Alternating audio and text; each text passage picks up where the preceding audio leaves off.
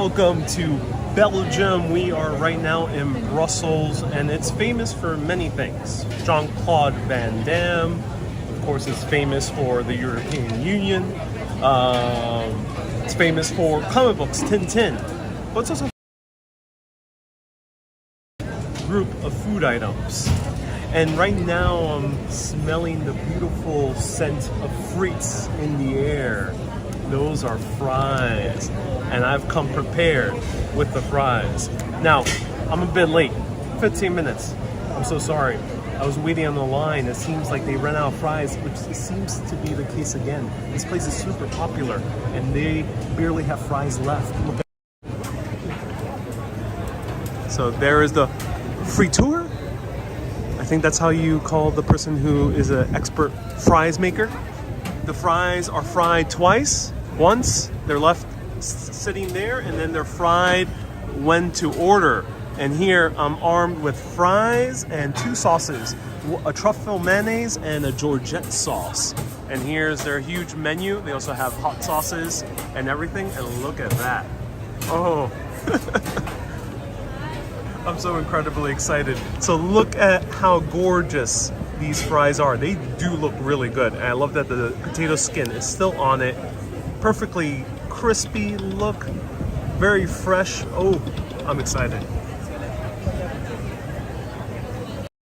So today in this beautiful city of Brussels, I will be showing you a food tour. So we're starting off with fries, first savory, and then we're gonna seek out waffles, chocolate, potentially at least one beer, not as much as I did yesterday, and let me know if there's anything else I should seek out here. But without further ado, let's try the fries. Cheers. First, I'm gonna try a solo.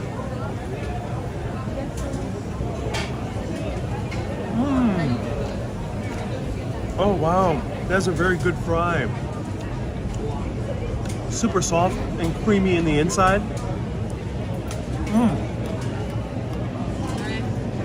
You can taste that it's made with beef fat. So this is one of the few places, because all places have been converting to vegetable oils, especially in other countries as well. This one's made with beef fat, and it's really that kind of, you get that beefy kind of, it's not super beefy, but you still get that kind of meatier taste to it, more heartier taste to it. All right, I'm gonna try it with the sauce. First, the truffle mayonnaise.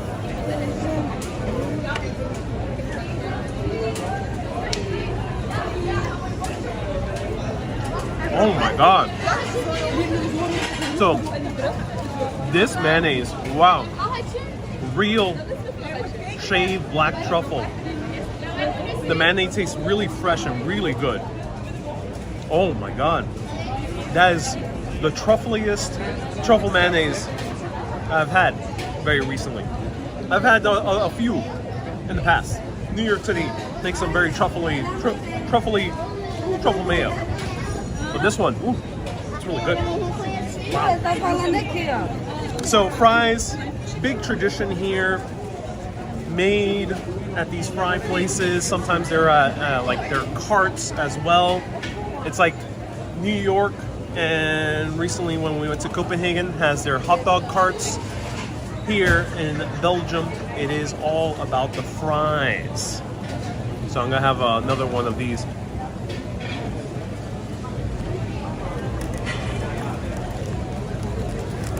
Oh, that's some good truffle mayo. Oh my god. So now we're gonna try the Georgette sauce. So, unlike in America, where usually the classic American fry is frozen, and it's done on purpose, because here they double fry it in order to get that kind of crispiness. But in America, we tend to freeze it and then fry it in order. Hey, how's it going? I'm gonna be taking a while, so don't mind me. Someone was lurking behind me, waiting for to be at the table. But sorry, man, can't balance fries and gimbal. I'm taking the table all for myself. So it's good balance, because in America they freeze it in order to get that crispiness. That's why the American fry is super crispy. It's a really cool technique. But I like that here it's not frozen. It's very interesting. So let's try it with the Georgette sauce.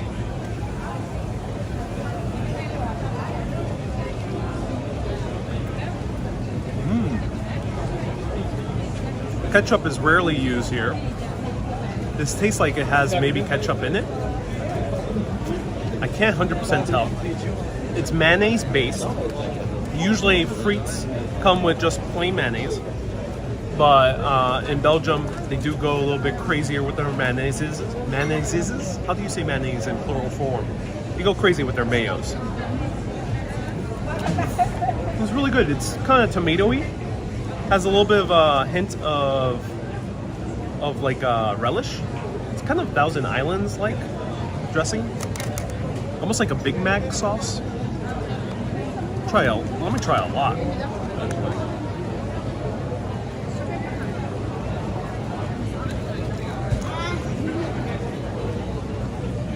That's really good. Yeah. If you miss America while in Europe, at this place, get the Georgette sauce. That's really good. M4 says that's a lot of mayo and aioli. Oh yeah. Yeah, you're gonna need enough. I got 2. Usually people just get 1, but I wanted to try multiple. Yogi says dame un chin, which means give me a little bit in Spanish. Wendy says, I'm in love with the frites. Yeah, the frites are very good looking frites. They're gorgeous frites. Look at that. Some of the better looking frites I've seen. Hello, Matt. Nice to see you here. Welcome, everyone. Nice to see you here. All right, I'm going to have a few more bites, and then we're going to continue on with the food tour. Anne Marie, nice to see you here. Welcome. So feel free to ask me anything. There's a lot of vendors here, thousands of frite vendors in this small country, Belgium. Belgium might be around the size of New Jersey, so it's not really that big of a country, and yet there's a lot of fry vendors. It's like saying pizza in New York.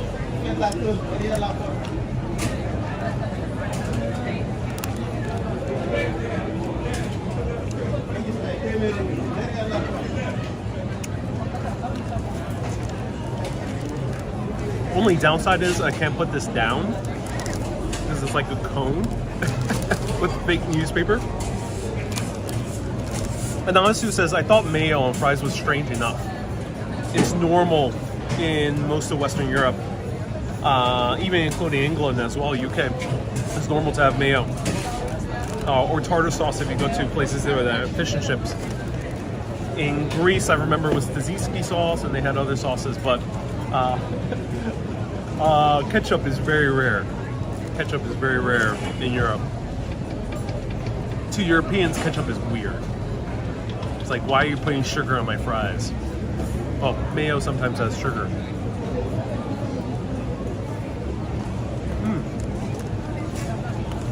No wonder this is a beer drinking culture. With fries like these, oh, great combination. Wow.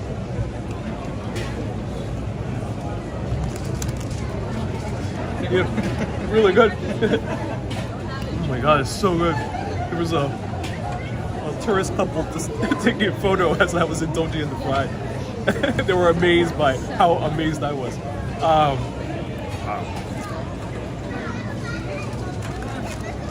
I almost don't want to go.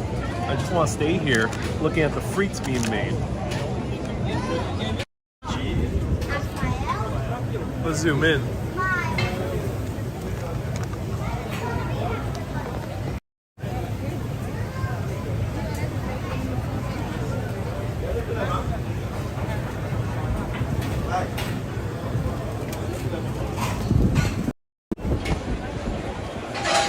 A lot of people are saying try Leonidas. So Leonidas is like a big brand. It's like Godiva chocolate. There's a smaller brand here, not smaller, but there's a brand that's in higher renown right next to Leonidas. Maybe I never tried Leonidas before. Let me know if you want me to show you kind of a fast chocolate chain of Belgium compared to an actual fancy chocolate place. Maybe I can do that.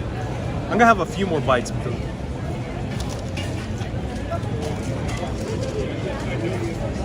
this is the life.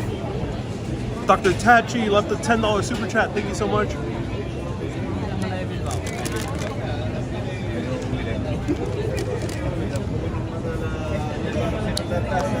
Now I know why it took me 15 minutes to get fries here. It's truly amazing. All right, let's continue walking around. That's some of the better fries I've had in my life.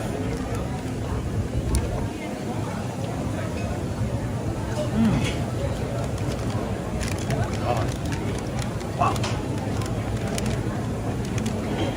So little bundles of joy. Little sticks of greatness. Let's continue walking around.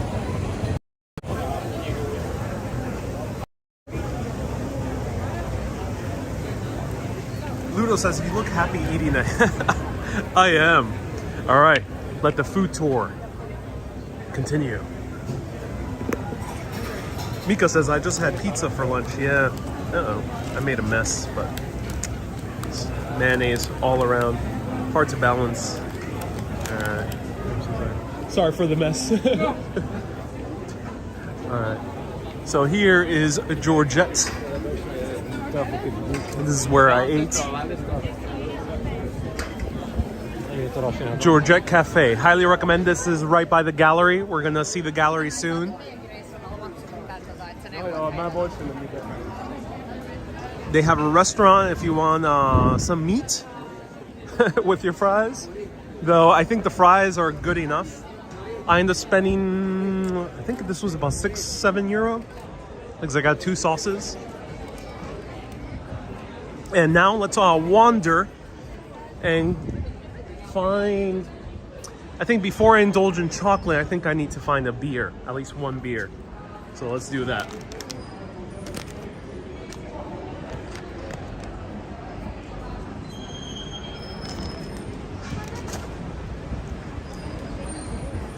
Inspire Life says the color on those fries were perfection. Okay, I think if we go this way, we're gonna get out of the main area. So right now we're in the center of Brussels. Brussels is the capital of Belgium. Belgium is in that northern part of Western Europe. It's one of the Low Countries. We just visited Netherlands. There's 3 what are called the Low Countries. Netherlands, Belgium, where we're at right now, and Luxembourg.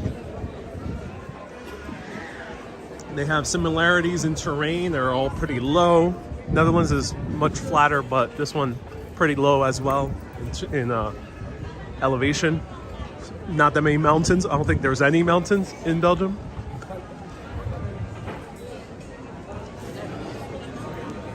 Inspire Life says amazing architecture and fries. Oh yes.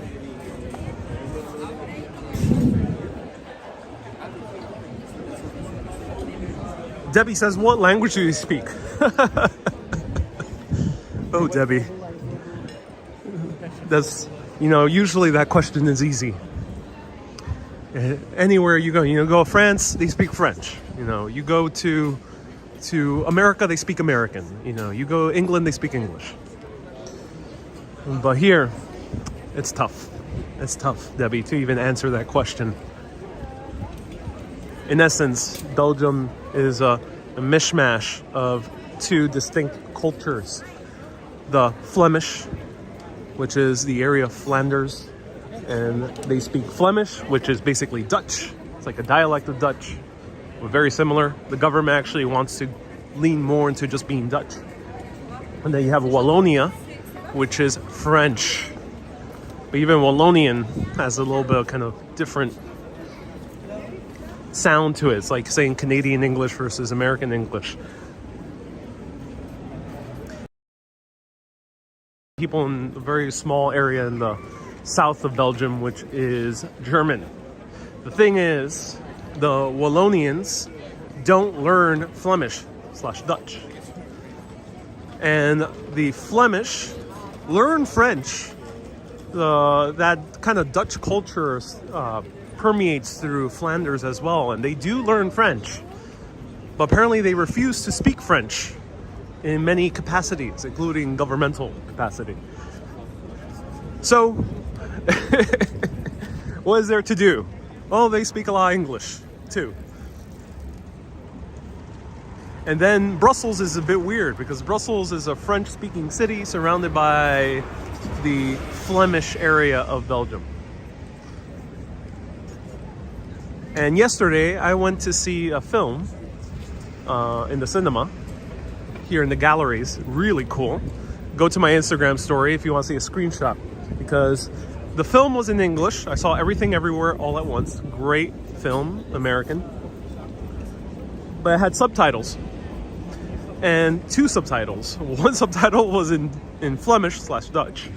And the second subtitle was in French. So it was weird seeing 3 languages in one film.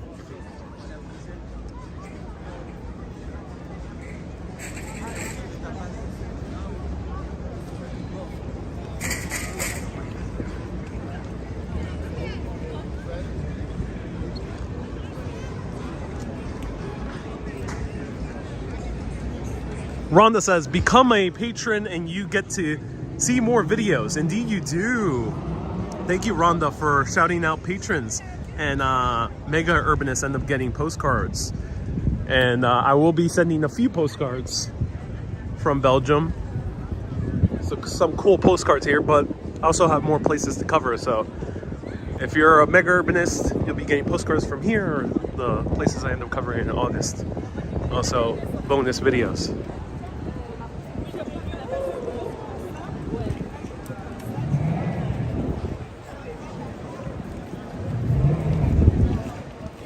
Ichan says, I wish I had your job, traveling while working. It is a good job. It is a good job. I'm grateful. It is a privilege. Wow. Wendy says, say hello to Bob. Indeed, yeah. All right, we're going to go to our next stop. You know, in Belgium, you got to do as the Belgians do. Whatever Belgian is a complicated identity. We got to go to Dunkin'.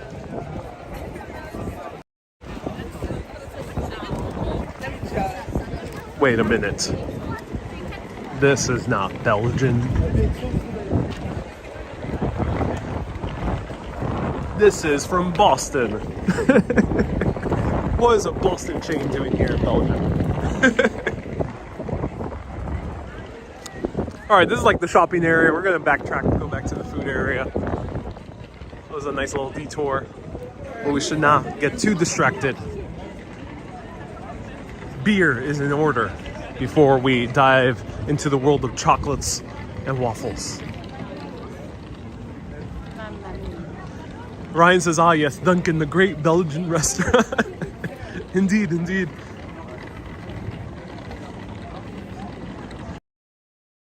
Panajotis says it's hot over in Greece. Yeah, here it's pretty cool. It was hot 2 days ago. I wore my shorts. But now, nope. It's nice and chilly today, once again.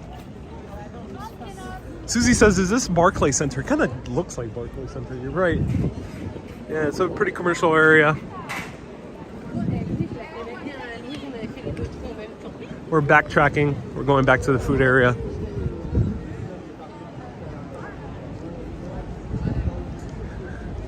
Anonymous Dude says, I still love it. Summertime. Oh, yes. How are the vibes in Belgium compared to the previous cities, says Ron. It's a great question. It is a stark difference from the Netherlands. To disclaim, I love the Netherlands. It was a really cool culture to visit. Really fun. Really beautiful. But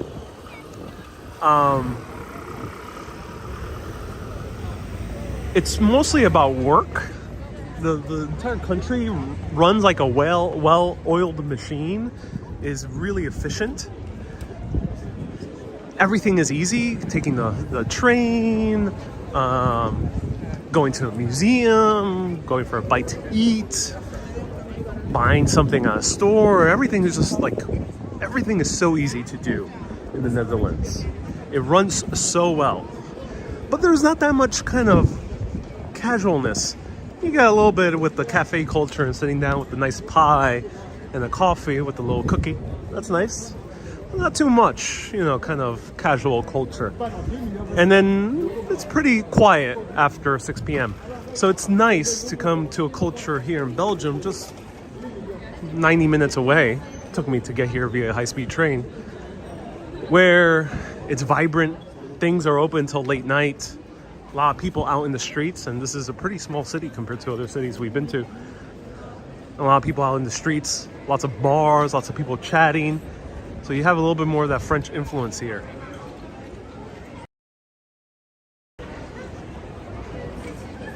Tunita says, we used to have a doctor from Belgium. She was Flemish. And she was very weird. Oh, I wonder why.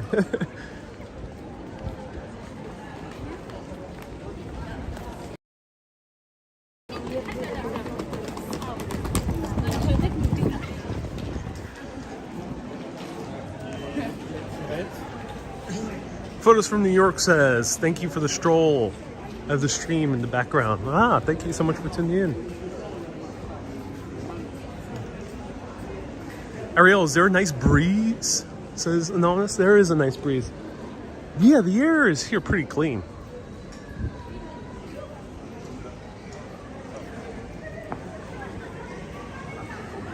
I heard that Belgian cuisine is like French food with German versions.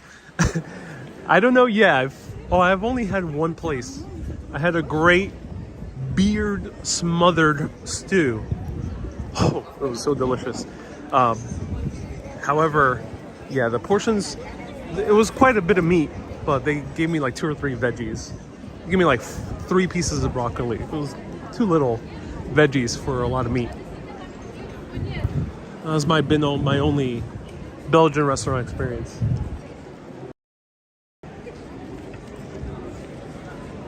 Nino says, 74 degrees ain't cold.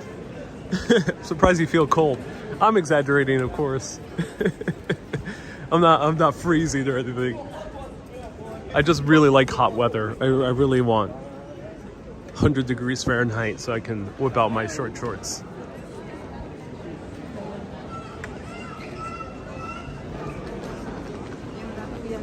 We're wandering. We'll see if we can pop into a bar I haven't been to yet. Grab a quick drink. Here's the one we went to yesterday. It was really cool.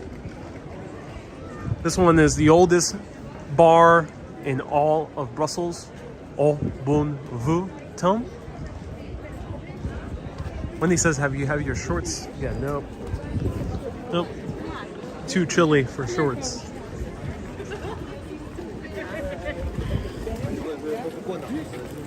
Huh.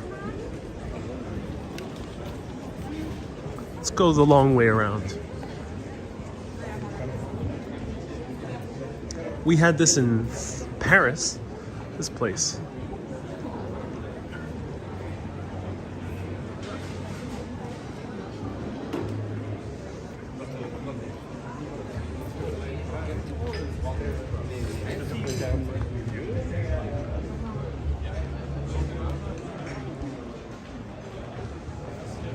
Nina says, are you going to Coldplay? Oh, yes.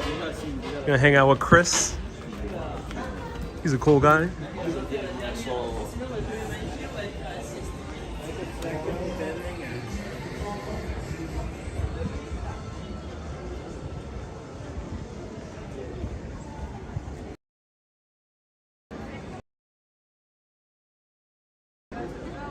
Hilda says, come to Florida. That's a good suggestion. Thank you.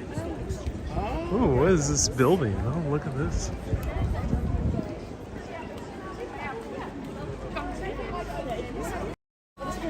Chris Bates says, yes, I am cool. yeah, multiple Chris's are cool.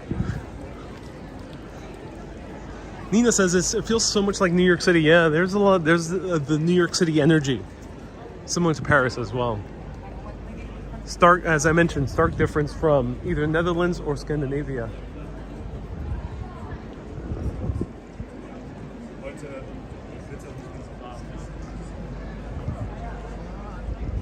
Let's check out this church. Will we find beer in this church? St. Nicholas. All right, let's see if we can find some beer. The church, I mean, monks do make beer. Maybe.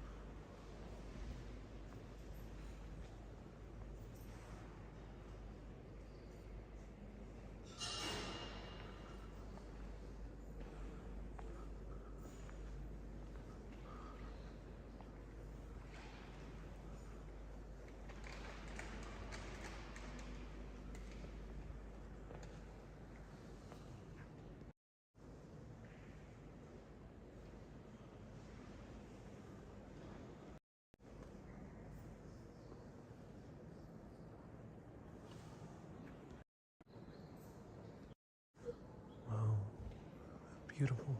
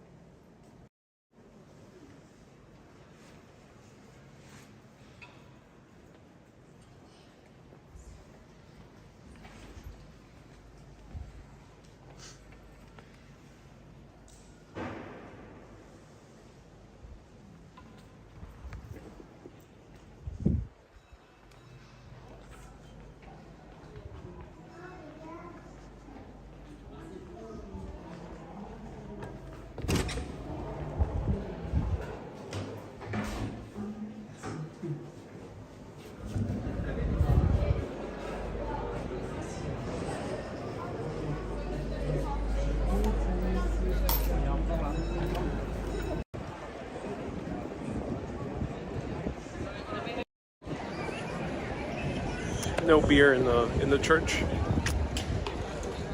That's a shame. All right, let's go somewhere else. Maybe we got hit up at Abbey. Where's the nearest Abbey? Let me know in the comments.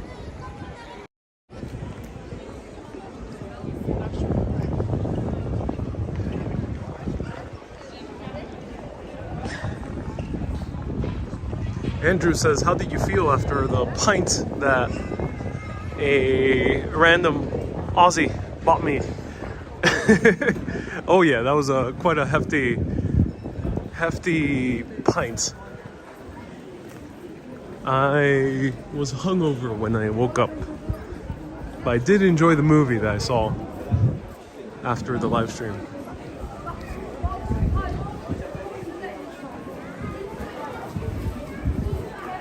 Chris says the scariest church I've seen in Brussels is St. Michael's. Oh, interesting. I haven't heard of St. Michael's yet.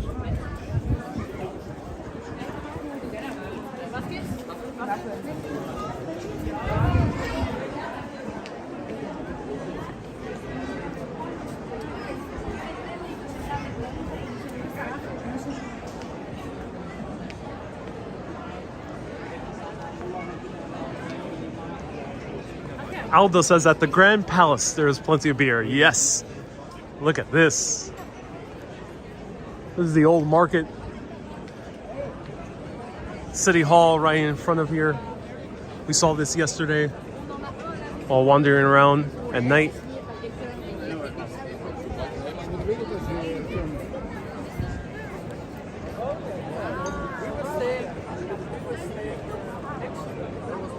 Mika says, did you have a gallon of water before going to bed? I quite literally did, yeah. Maybe not quite a gallon, maybe like 3 liters or something like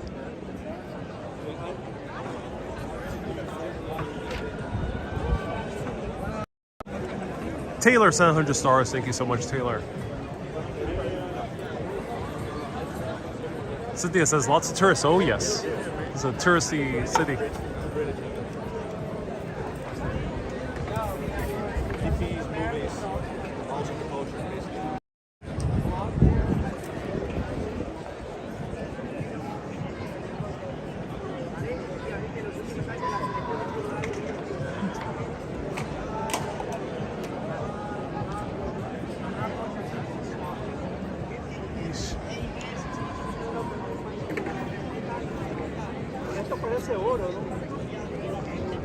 Wow, this is a lot of tour groups here. I'm kind of shocked. All here at the same time.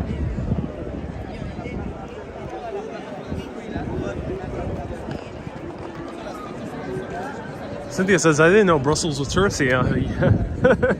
Oh, yeah.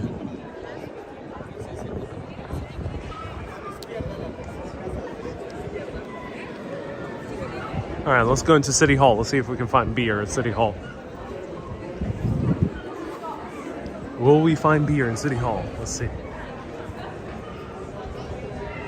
Matt says, enjoy a good beer. I think I will. All right, City Hall.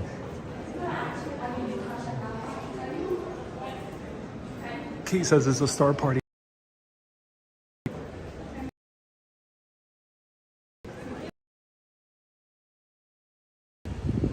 There's a gorgeous courtyard. Alda says, no, there's no beer at City Hall. What? Alda, oh my God, Alda. Alda's saying that there's no beer in City Hall. How? First, the church doesn't have beer, and now City Hall.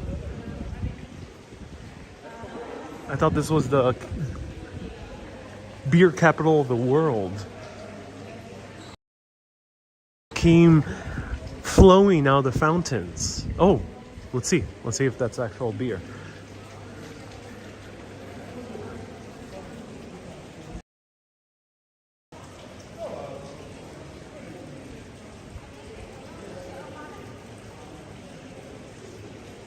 Matt says the town hall not only housed the city's magistrate, but also the states of Brabant until 1795.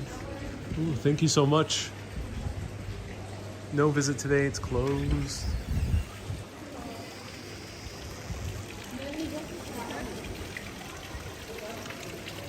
Tim says the beer capital is actually Munich.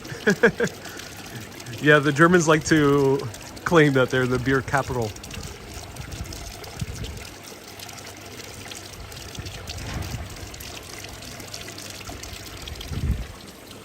Mighty Bull says alcoholism is real. Indeed, indeed. Moderation is key. Ludo says there's a beer ban today. Happens one day a week. I'm sorry. No, Ludo. Terrible news. Is that all cobblestone? Yeah, we're looking at cobblestone right.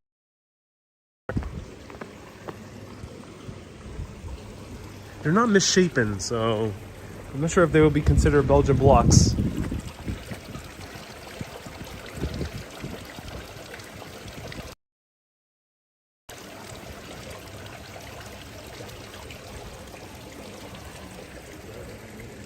Johan says the strange idea that Belgium is a beer country based on what happened during Belgian Prohibition. Liquor was banned, so brewers started your beers. That's fascinating. Oh, that's why Belgium doesn't really have a liquor culture. Thank you so much for letting us know.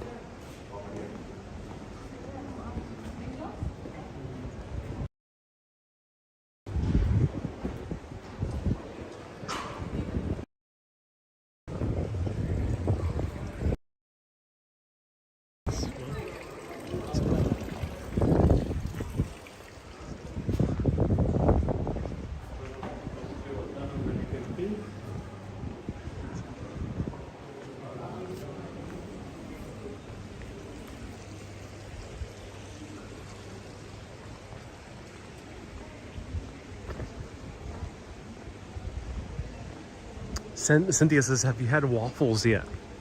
No.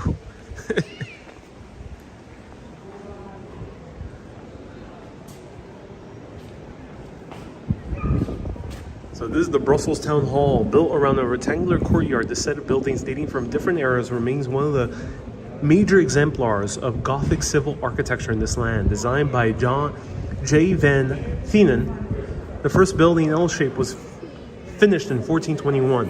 A little later, a right wing was added. Interesting. The belfry with the spire towers at 96 meters and reshaped after the 1695 bombings completed by Louis the 14th style back at the wing beginning in the 17th century, 18th century. This building complex topped by a weather vane represents St. Michael, has been subject to many restorations. Right here, St. Michael.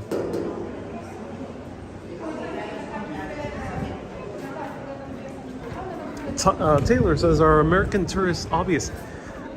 There's quite a mix. There's British, there's Americans, there's American tourists, and there's American students. You don't see Chinese because China's still kind of closed. A lot of Spaniards. As I mentioned, the Spaniards owned basically Belgium and the Netherlands before, and they seem to be reconquering once again, but now with guns and armies, but this time with tourists. So yeah, the American tourists don't stick out too much. You don't see too many of the typical US tourists that people like to stereotype. But that is probably in even bigger cities, Paris, London, you'll see more of that. But yes, if you do wear your Crocs and cargo shorts and golf polo shirts with a baseball cap, then yeah, you will stick out.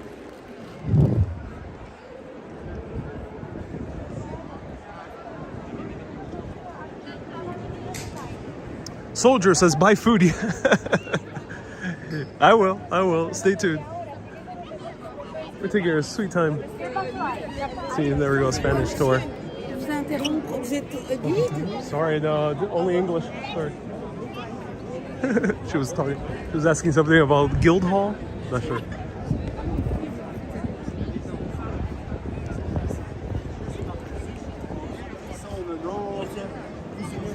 Ludo says you blend in very well. Yeah, the woman was asking me something in French. Guildhall. All right.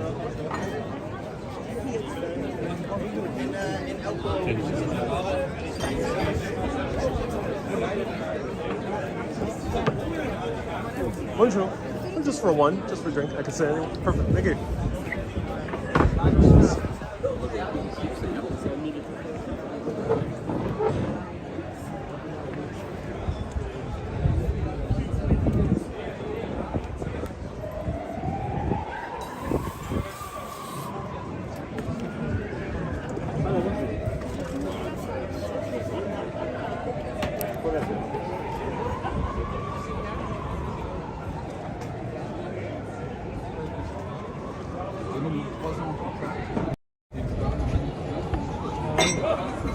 Alright, let me see if they have a meal.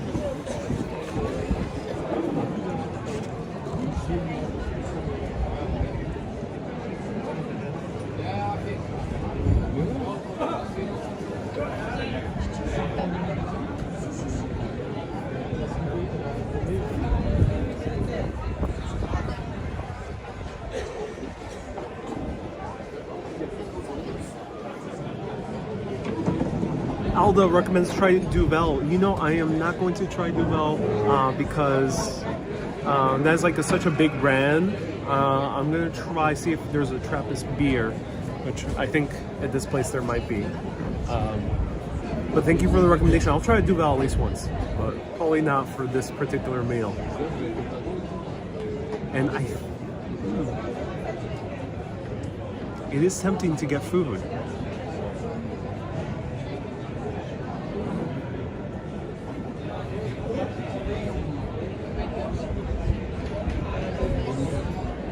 Cynthia says we can get Duvel at home. Yeah, so you can get Duvel and Chimay in the US. It's very easy to access those. And Stella is also probably one of the more famous beers in the world.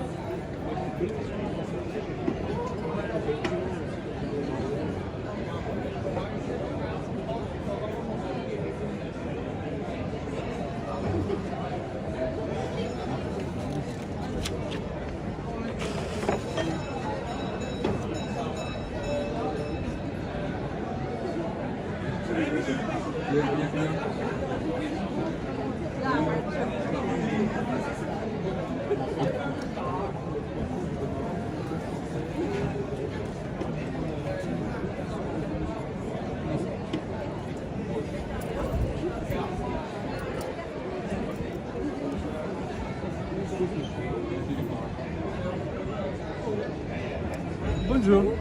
I'm ready to order whenever. She just left. She was like, hey, bye.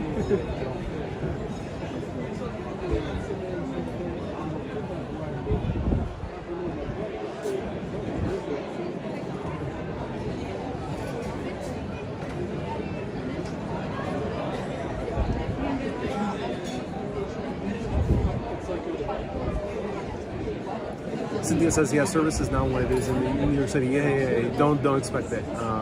Be patient when you come to places like this. They'll come to you, and I heard in Belgium, I haven't had personal experience with this, but it's not really normal to do hand signals. Let me know, Belgian urbanists. Let me know if it's normal, because I heard it's not really seen as nice to do that, as you would normally do in the US. Basically, most places around the world. I heard you can't really kind of like wave the waiter down.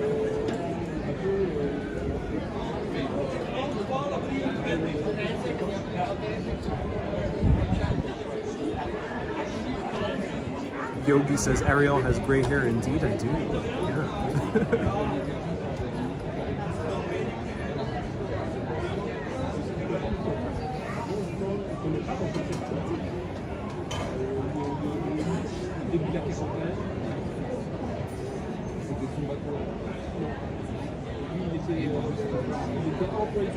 A lot of people sat at the same time, so I'm showing you.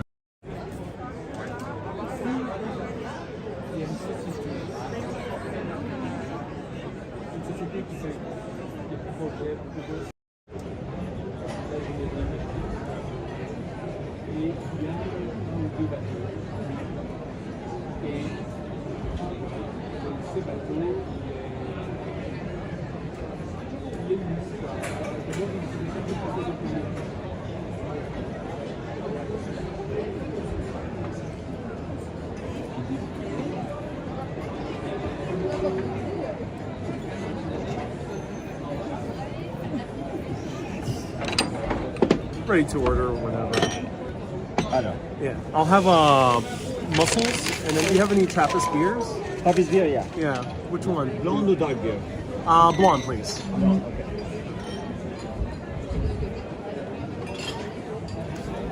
Okay, there we go.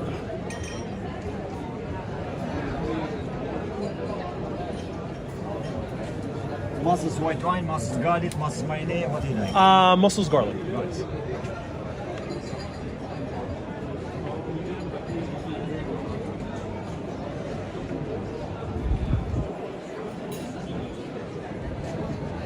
Missy. Johan says, show your little finger to the waiter. In Dutch, it's called pink, and you'll get a pint of beer. Johan, really? I hope that's not an insult. I hope you're not pulling my leg.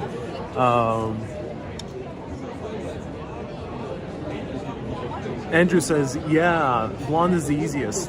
Don't be deceived. Belgian beers are very strong. So despite the color, you might see a very light colored beer. It doesn't mean that it is light. So Belgium beers usually are more than 6%. And Trappist are going higher. So don't order a pint. I hope you won't bring me a pint. Usually the normal is a half pint. You rarely ever serve the pint upon ordering a beer here in Belgium. Same thing with the Netherlands. And then beyond that, if it's a dark beer, don't think it's necessarily stronger all the time. It's not always going to be stronger. So the color does not denote the strength in Belgium. Might sometimes in other countries, they might tend to make their darker beers stronger, say in the US, but not so much here. Andrew says, I love a heavy beer. Yes, so we're gonna have, after this, we're gonna have waffles and chocolate, so stay tuned. We're taking our sweet time, so this is urbanist style. We take our sweet time with food tours. Let me know if you enjoy kind of more the chill version of food tours. Mia says, menu please. Yes, I'll show you the menu.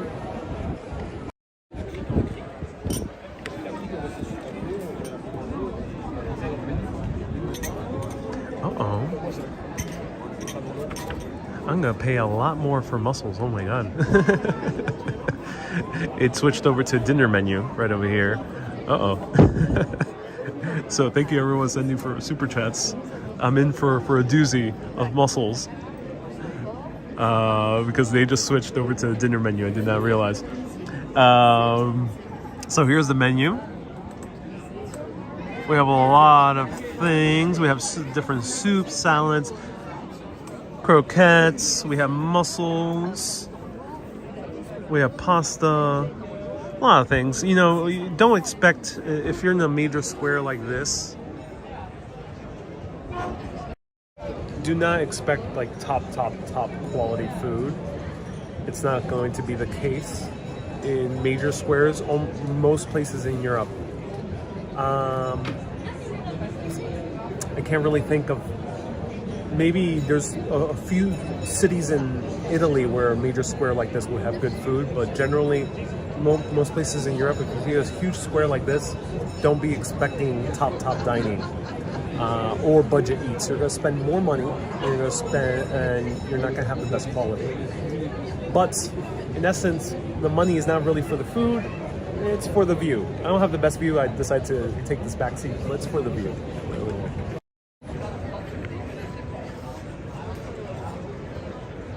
So don't come to a place like this expecting top quality food. That's why I got mussels, which is something fairly easy to do.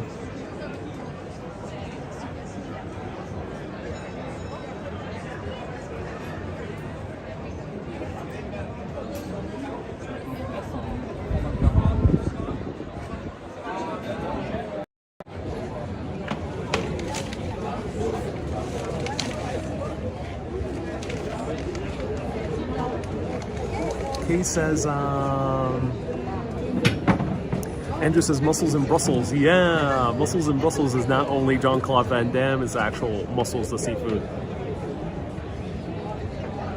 And Jay says Belgian chocolate. Yes, we will indulge in Belgian chocolate. Hopefully I have time. Hopefully the chocolate shops don't close. I think they close at 6 p.m. I think we'll be okay.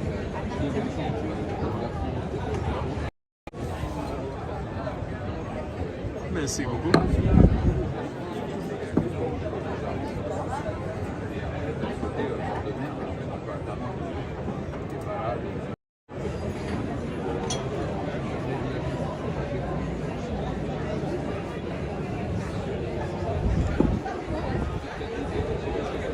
So, what ended up happening here? Let me know. There's something off here. I don't blame them. I'm gonna enjoy this, but what ended up transpiring? Let me know. Elizabeth says, "Ooh, this is a Grimbergen." Ooh, I don't know too much about Grimbergen, but it's from 1128. Very, very old brewery. And Trappist beers are all made by monks. They might have other employees, but the monks oversee every single step of the process, and it's made in their abbeys, within their grounds. So the monks oversee every single step of the process. This is their life. So you can't call a Trappist beer if a monk hasn't made it. There might be monk Trappist style beers, and those are called Abbey beers. Ireland had a few Abbey beers. The UK also has a few type of Abbey beers, but if a monk is making it, it's called Trappist. Otherwise, it's not Trappist. So what ends up happening is usually these are served as half pints. But being a super touristy area, speaking in English, I got served a pint immediately. So if you really want to have pints, be sure to mention it, especially in a place like this. So cheers, or how do you say cheers in French? Do remind me. Not chin chin. Chin chin I don't think is so common here. Let's try this out. And as you can see, this is actually looking like a chalice too.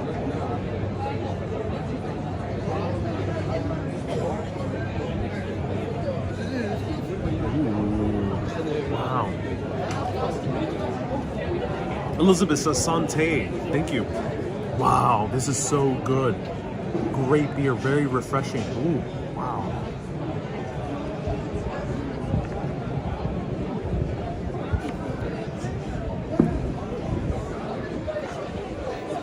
Nancy says no monks in Grimbergen.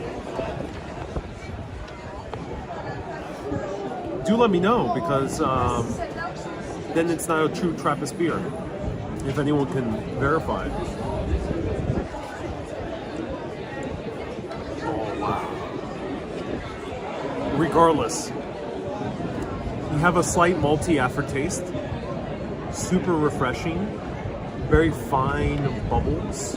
So you don't have, it's not super bubbly like certain American beers can be very carbonated. And people like that, of course, it's really cool. But this is very fine bubbles.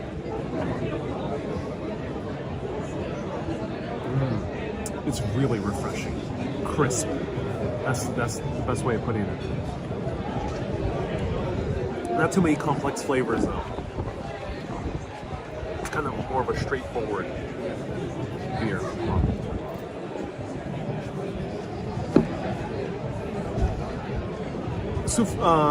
Sudafiel, hey, thank you so much for tuning in. Are you in the Dutch-speaking Belgium? No, we're in the area where it's mostly Dutch-speaking, but Brussels, the city, is actually French-speaking.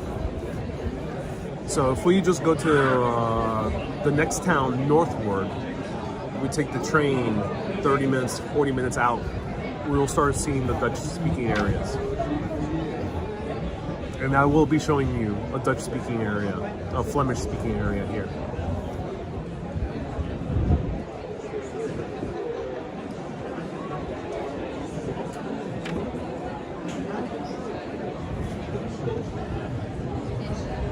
Wendy says, is it malty? Slight maltiness. So Robert and a few other people say that Grimberg is actually not a Trappist beer.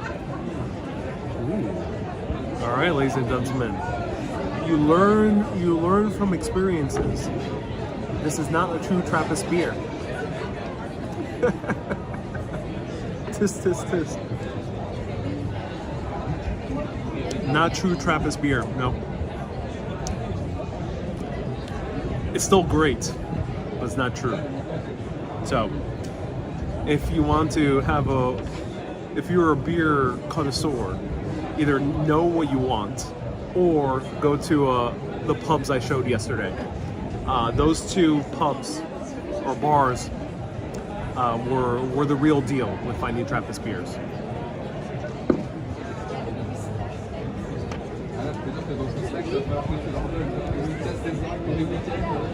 Stefan says, I drank this out of a can in Denmark. I do remember drinking it out of a can. I did not like it back then, but this one tastes fresher.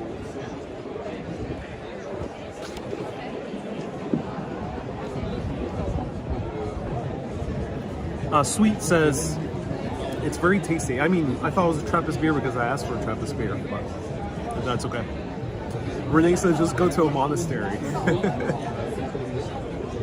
Thank you, everyone, for a round of hearts to all the beer urbanists and Belgian urbanists for confirming that, no, we're not drinking Trappist beer, but that's okay. Stefan says, trust me, from a tap is always better than a can. Yes. So Stefan makes a great point. Stefan has been a very, very long time Belgian urbanist, tuning in basically from the beginning. I started 6 years ago. Stefan, thank you so much for tuning in. And he says that tap is always better than the can. So it is quite common here to get beer in a bottle, especially the Trappists rarely do tap. So yesterday was a rare example of Trappist beer on tap. So yeah, you do get bottles, but they still tend to be fresh. Like, it's not gonna be that old. It's gonna be not many months, probably a few weeks maximum. But when you can, get tap. is the best. And there's a fly that really wants the beer.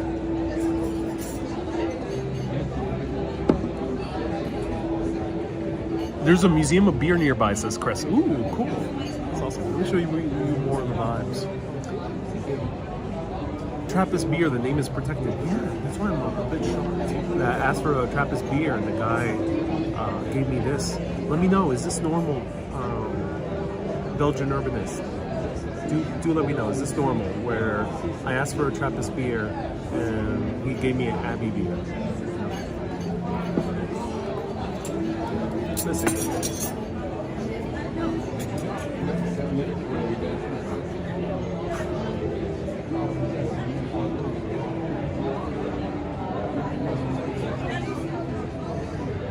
And Novisu says, I must have this watch. Can you part with it? No. Though this is a Boulevard watch. I'm glad you enjoy it. Lauren says, maybe they don't have any. I thought you wouldn't notice. Yeah, that if you go to, not every part of the world is really into beer. So especially if you go to like some places in America, they might not know, especially a restaurant might not really know anything about beer, the waiter. So you can ask for like an IPA and they'll be like, sure, this is an IPA, and they give you like a lager. That could happen in the US. It's rare in the UK because obviously it's a beer culture, so there's more importance on beer. And then,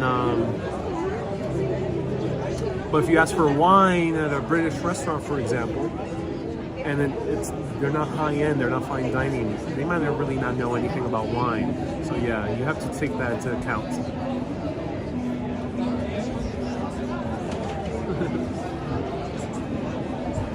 The waitress is laughing.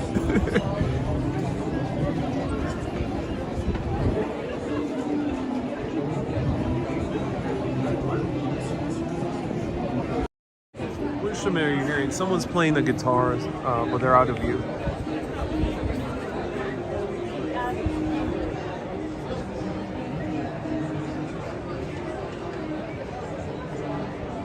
It's gorgeous, wow.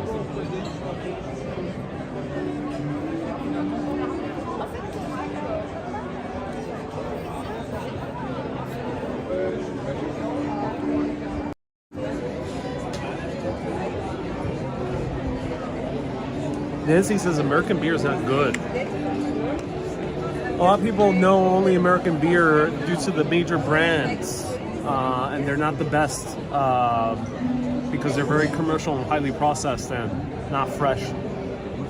So unfortunately, yeah, that is the case, but America does have a very strong beer culture, and it is being revived. So there are great beers in America. I know a few companies off the top of my head. I love Flying Dog is one of them. Evil Twin Brewing, Goose Island. There's many great companies. America has a very strong beer tradition. It's unfortunate that America gets such flack from Europeans in terms of their food, of our food, because America is also a highly commercial country. So we have expanded commercially across the world through industrializing food and drink. And that's why the most well-known American brands in the world tend to be the ones that people associate with being pretty bad, because they're not the best. If you try to sell a Budweiser in a beer country like Belgium, obviously, that's people are going to perceive America as being terrible at beer. But it's not quite the case. The thing is, a lot of these big beer companies, a lot of these good beer companies in America haven't expanded to the level of Budweiser or Miller or PBR.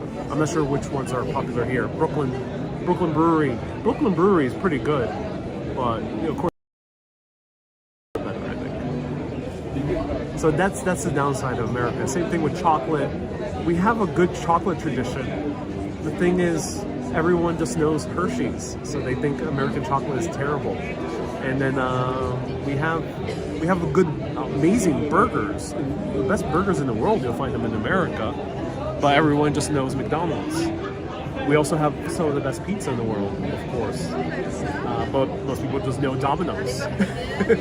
So it's a bit of a shame, really. But hopefully America can repair that interpretation, that perception.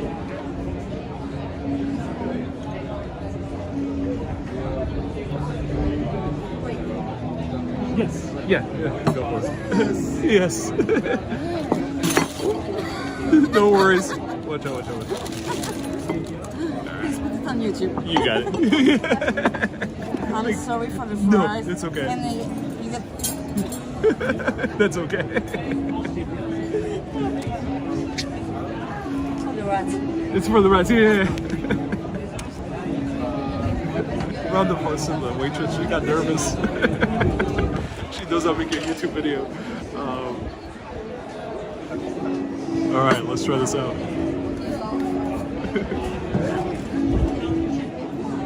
So it came with frites. They gave me the full order. All right, let's try this out. So we got some frites.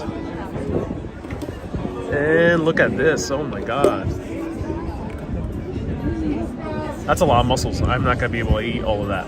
This is a huge order. Holy goddamn.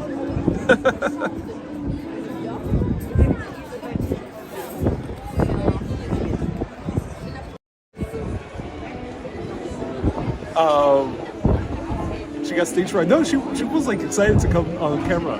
She was coming with the food, but she got a little bit nervous, which is okay. All right. Let's try this out. So here's the bowl to put on the mussels. So this is a very popular kind of food that people have here in Brussels. They call them the mussels from Brussels. Brussels mussels. Funnily enough, when Jean-Claude Van Damme became an international superstar with the film Bloodsport and then many others after that, he's known for being a very muscular guy. So he was the mussels from Brussels, but not this mussel.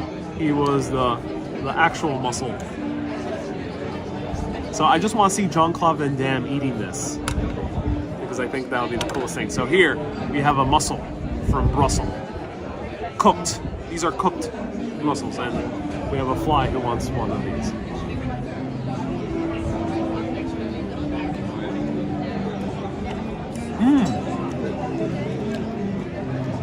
It tastes like the sea.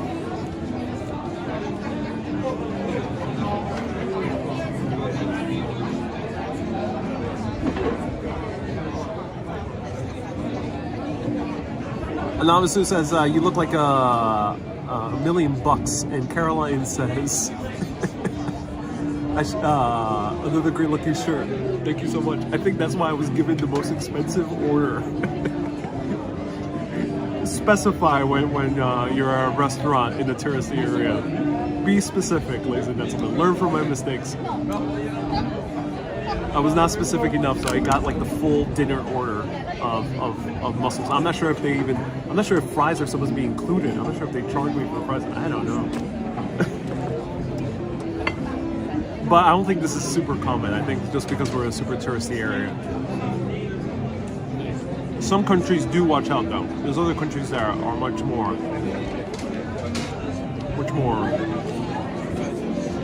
They end up scamming a lot more. They're not scamming me, but other countries definitely do scam you, so do watch out. So here's the innards of a mussel. Look at that. Oh my God, it's like an alien movie. It's like about to pop right here. Boom. It's about to pop out of the screen. You ever seen the movie Alien? You should watch it after this live video.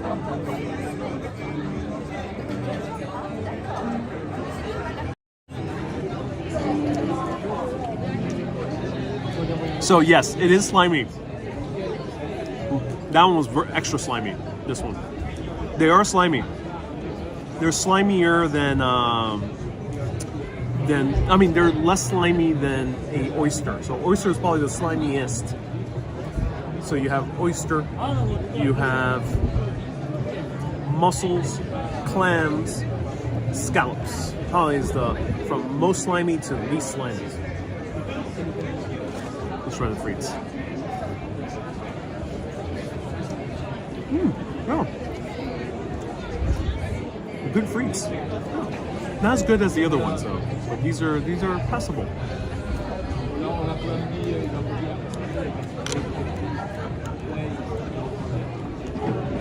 Wow. They definitely taste like the sea. When you bite into it, oh my god, you really get that kind of salty seawater flavor. Sun gazing says, and they're quite large. Yeah, they are. Yeah, they are. I'm used to this in Spanish cuisine, and in Puerto Rico we sometimes have them. Oh, they're so weird looking. Look at that. Wow, so weird looking. Contra says it's okay to do touristy things if the vibes are chill. I agree. Renee says, do I have a seafood allergy? No.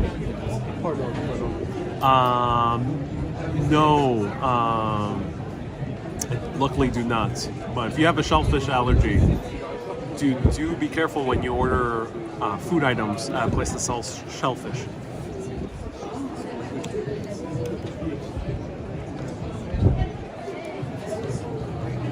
All right. We're going to stick around here for about 15 minutes so I can enjoy these mussels from Brussels. Feel free to ask me anything to have good conversation. Let me show you the vibes one more time of where I'm at. Vieira is in the name for a mollusk, after all, says Vene. Yes, my name means literally scallop in Spanish and in Portuguese.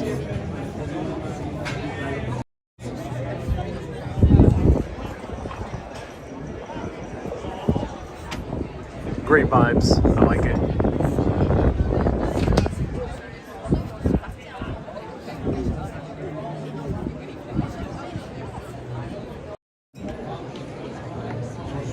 Miss Fancy says, "Are you nervous for Coldplay?" Miss Fancy, why would I be nervous for Coldplay? No, I'm not nervous. Why would I be? Should I be nervous?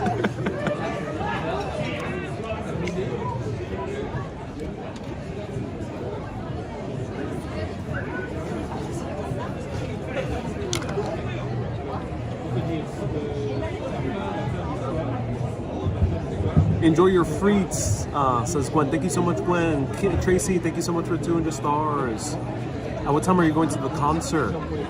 Soon, after this live video. I gotta recharge my phone though. Pro tip, a lot of major events in Europe and also in the US now don't allow backpacks. So don't bring your backpack if you're going to a concert or to a major event. So I just gotta come with my phone, so I have to recharge before I head out. Oh.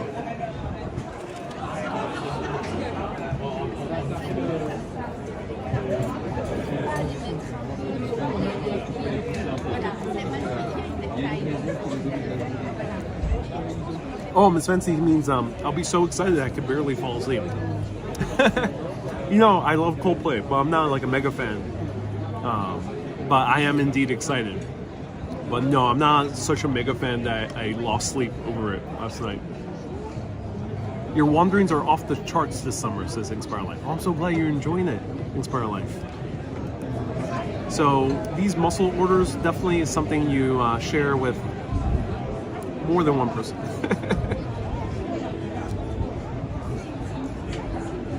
This is not a solo meal. Or maybe it is. It's not too big.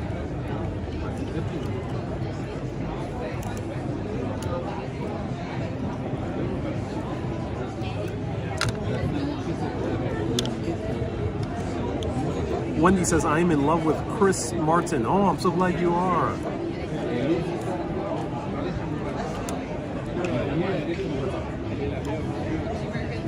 Wait until you see me on my live stream.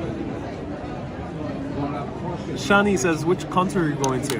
Coldplay. Coldplay is playing here in a cold Brussels.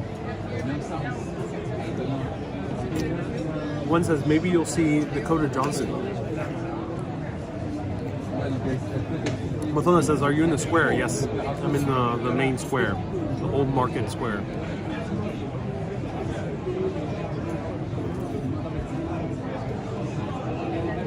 Coldplay's playing 4 nights in a row in Brussels, the National Soccer Stadium of the Red Devils. Thank you so much, Stefan. So apparently the Red Devils is what unites the country, despite the language differences, despite the different political leanings. It's the Red Devils football team that unites both sides of the country. Sunshine or Tracy left a $5 super chat. Thank you so much, Tracy. I appreciate that. Thank you so much. And for Dazin says, I really enjoyed Coldplay when I saw it. Oh, that's amazing. I'm a fan of Brian Eno, says Renee. Cool. I'm not sure if he's collaborated with Coldplay. Let me know. So I need your advice, people who are expert in seafood. Is this normal? So we have white over here. Is that normal? Let me know. Because usually when I have Spanish mussels, they tend to be like pristine clean. What do you think?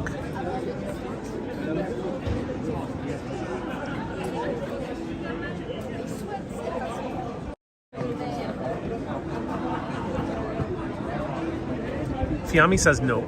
Sun says yes. Wendy says no, throw away. Stefan says yes, completely normal. Sweet also says yes, completely normal.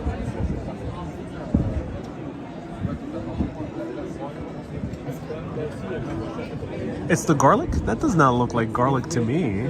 That's not garlic.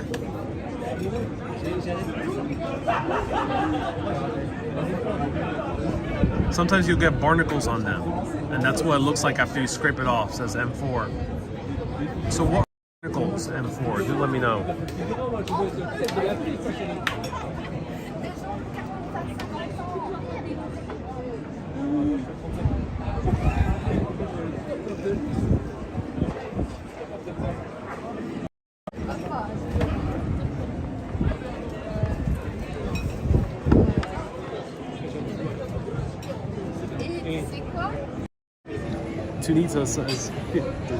Tunito says, I just close my eyes and eat it. Susie says I wouldn't eat it. Ryan says cold brew refused, mussels refused, frites were okay. No, I'm not refusing it. I just usually encounter like pristine black mussels when I go to a Spanish restaurant in New York. Or seafood restaurant in Puerto Rico.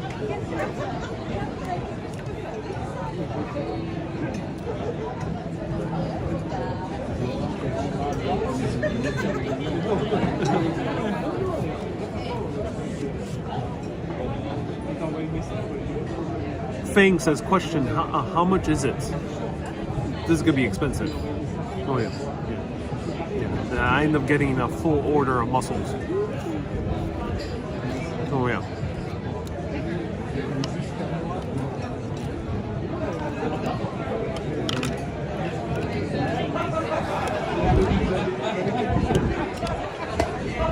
Oh, it's escaping. One of them still moving. Let me know if this is normal. It's still moving. Yeah, one is trying to crawl out of my plate right now. Should I eat it?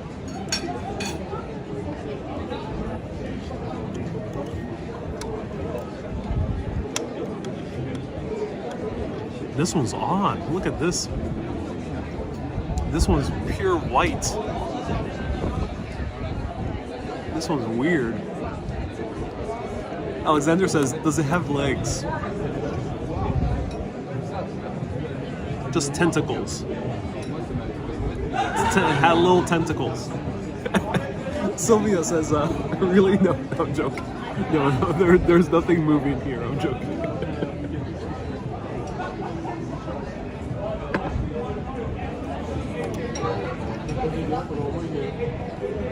Stefan says, pro tip, Belgians eat mussels with the shell of another mussel, not with the fork. Yeah.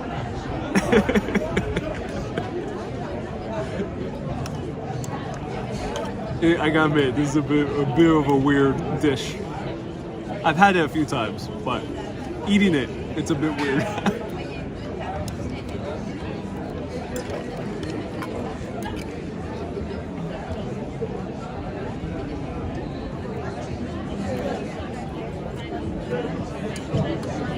Mathona says, are they herbs?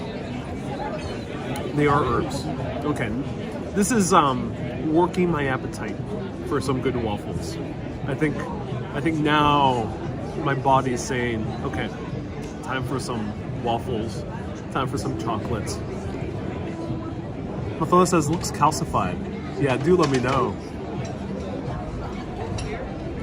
Renee says, you should cover your eyes when you visit South Korea. Maybe I will. Yeah, I can't wait to visit the East Asian countries where they eat much more stranger seafoods. Like Korea has an entire gigantic pot filled with shellfish.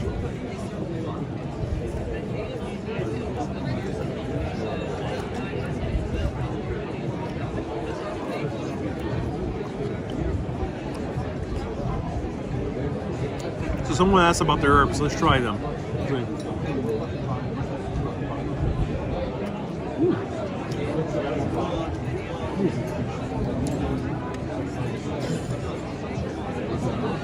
Tastes like collard greens. Very strong taste. Very watery as well. Great veggies, but they're strong.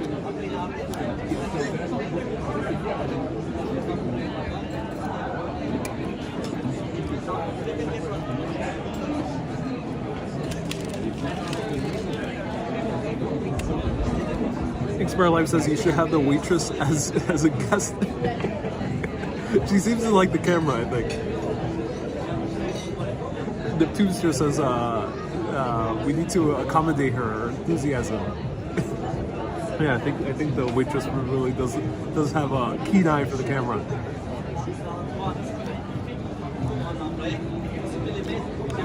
All right. Let me know if you're ready for some waffles. I wish I could eat all of this, but I can't. I have to save space for waffles and chocolate. Susan says it's good in a good wine sauce. Yes. Oh, that's true. Yeah.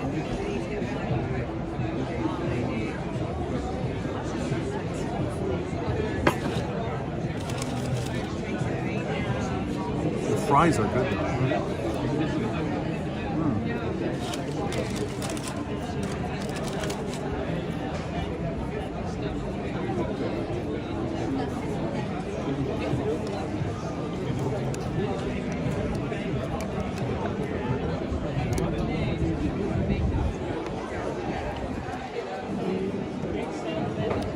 This one looks like a little turkey.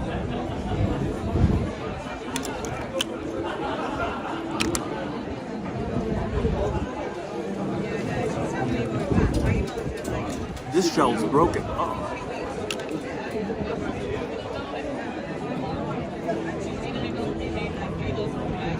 And the Tubuzer says, great tip for her electric smiles. I barely noticed. So, because I think she's passing a lot in her ear. I barely noticed. That's awesome. Matt says, I will help Ariel for South Korea. Thank you so much, Matt. Appreciate that. Can't wait to go to South Korea. Hopefully it opens up completely soon. It's semi-open. You have to, I think you have to be on business. Or a student or something like that.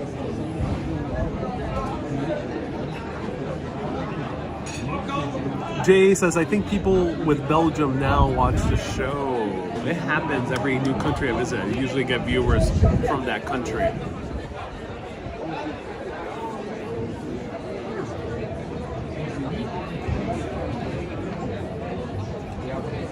Kay says, I'll settle for the fries and just leave the mussels. I'm a bit muscled out, to be honest. I mean, it's good, but I'm a bit muscled out. I think it's better in a wine sauce. If you get the chance to eat mussels, maybe try the ones with the wine sauce. Big bug. think this just escaped from the.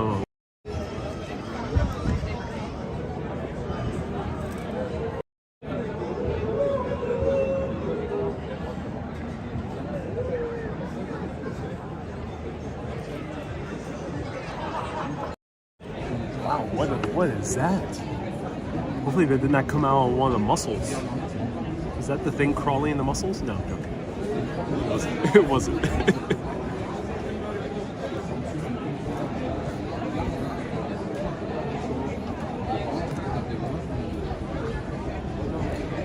Susie says it's a stink bug.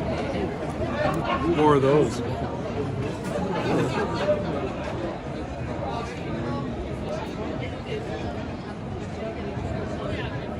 I think it wants a hug, but I do not want to hug it. Kay says, I don't like the look of that bug. Mika says that bug will hurt you. That's good to hear. But it's getting close to me. I just do not want to be close to that particular bug. No hard feelings, though, to the bug. May you have a wonderful life, but please not near me.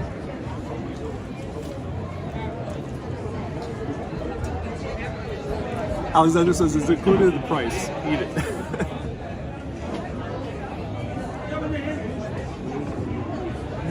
The fries are good as you thought. The first place, amazing. These, very good fries, very good fries. But the first place we had at Georgette, exceptional. Amazing fries. All right, I'm gonna order the check. Let's have some waffles.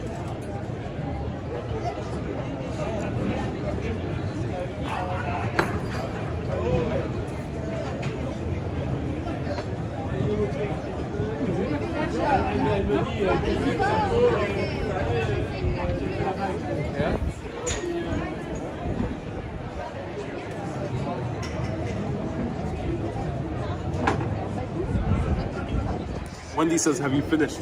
Yeah, pretty much.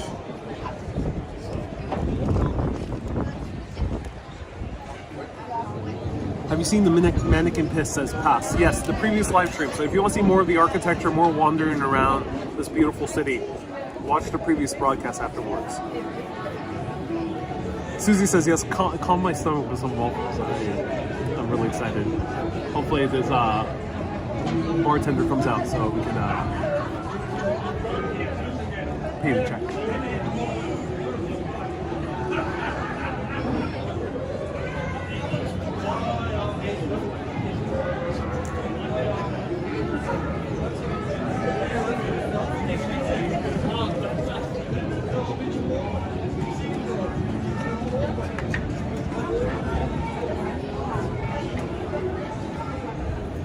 Thank you so much. Yes.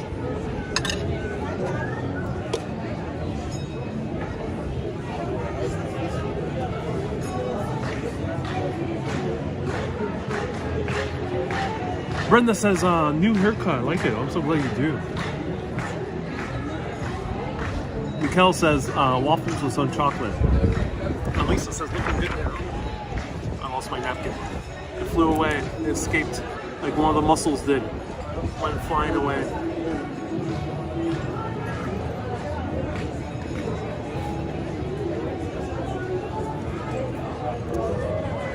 Hara says, I enjoy your glasses. Kay says he didn't ask you if you enjoyed it. Sometimes they ask when you pay the bill. It is not so common. Same thing in the Netherlands. It wasn't so common that someone will ask you, oh, how's everything doing? If you go to a more kind of Americanized or Britishized restaurant, then they will ask you how it is. So if you go to like a brunch place that's a bit more inspired by American, Australian, or British style brunch restaurants, then yes, they'll ask you how the food is. But generally, neither the Netherlands, France, nor I get the vibe here, they won't really care, really. It's not really a question that they ask you. Sometimes they do, but it's not that common.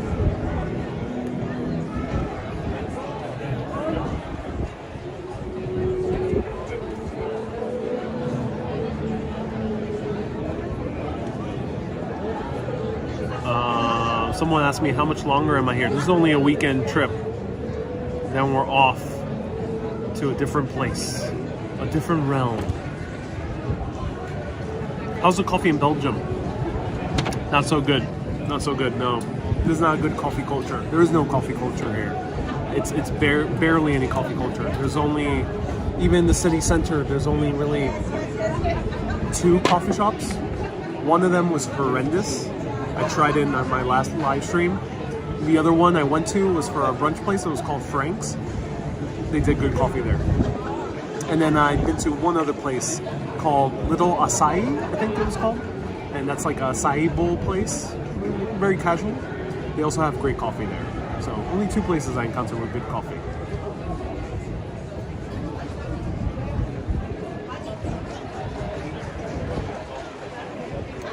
April says only beer culture. So I did ask this to a tour guide. I went on a beer and chocolate tour and I asked them, hey, how's the coffee culture? And they said that generally people, even at 11 a.m., first of all, Brussels is quiet prior to 11 a.m. You walk around, it's really relaxed. But at 11 a.m., as I was walking around, I already saw people starting to drink their beer.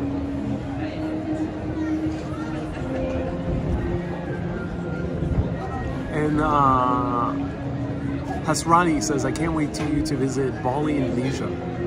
Yeah, that would be nice.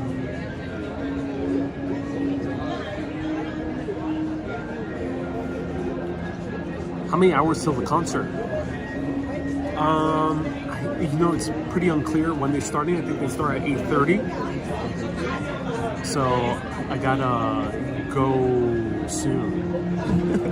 But we're close to Waffles and Chocolate. Luckily, they're right next to each other. So we won't take too long to do both.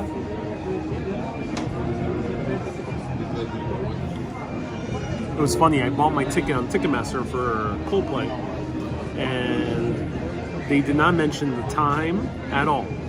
Not in the ticket, not in the event site. I had to like dig in deep to like Live Nation, which is a different ticketing site, in order to get the times. Andre says, thank you so much for your work. It's wonderful. I really enjoy it. Thank you so much for tuning into these live videos. Can you stream while you get in line for the concert? Says DS. Depends. Might show the venue, might show afterwards. I gotta feel that out. I can't stream the actual show, of course, because it's copyright, but I wish I could.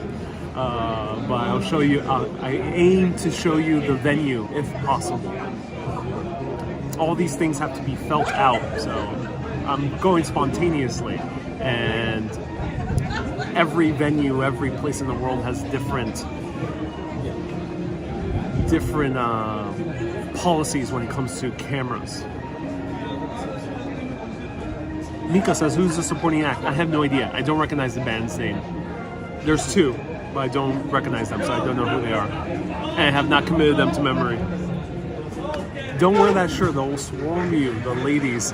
Yeah, I have a feeling the Coldplay concert is mostly going to be women. It's like Pearl Jam, so if anyone has ever taken the train after a Pearl Jam concert at Madison Square Garden, the trains, the railroad, everything filled to the brim with women who are more than 40 years old. That is the main demographic for like Pearl Jam. There's a few other artists that are very similar. Oh wow, Athena. Thank you so much for the 20 euro super chat. I won't read your comment, but thank you so much for your 20 euro super chat. I appreciate that, Athena.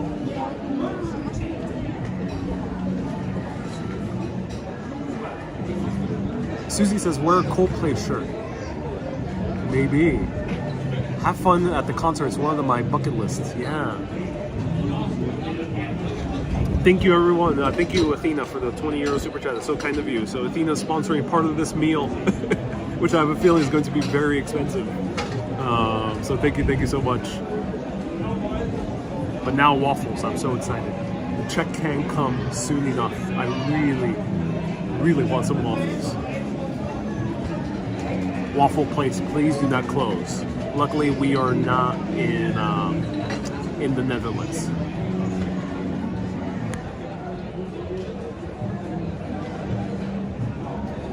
Mikkel searched up who's playing. Her and Lewis and the Yakuza. I don't recognize others of those bands, so let me know if you heard of them. DS says Pearl Jam was in Amsterdam when you went there. Oh, interesting. That's cool.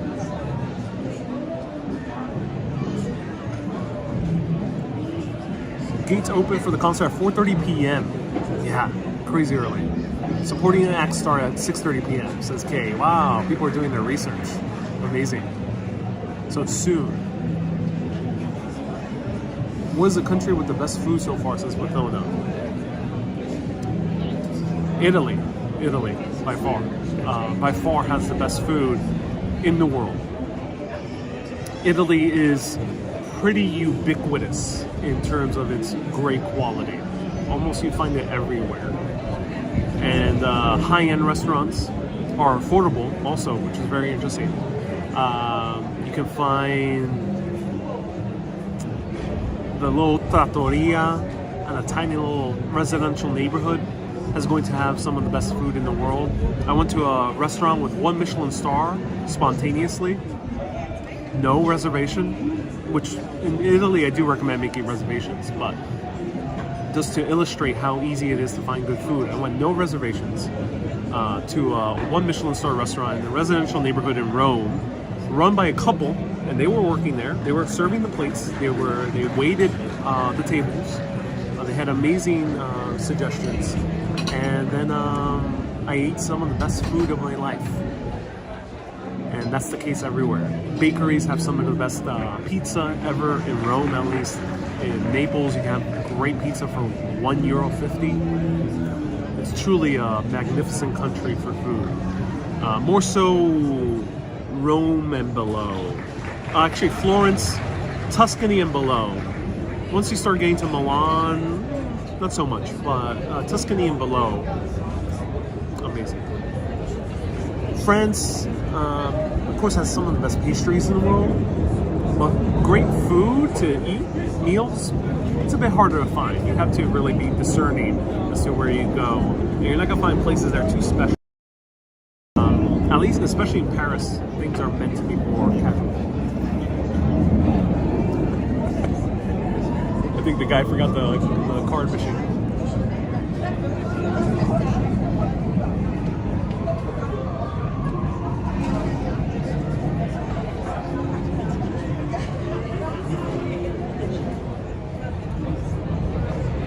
Scotland also has great food. Indeed it does. So my own personal favorite, I love Italy. Actually, Italy's also my personal favorite, but second is Egypt. Give me a card, please. Okay, so they didn't charge me for the frites. That's nice.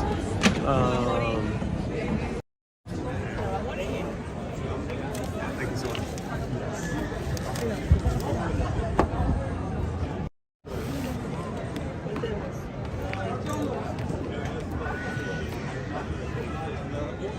And a receipt as well, please. Thank you so much.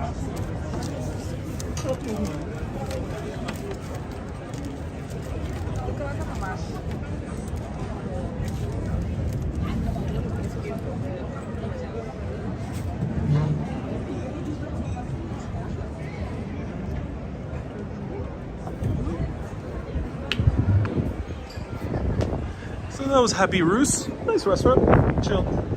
It cost me $35.70.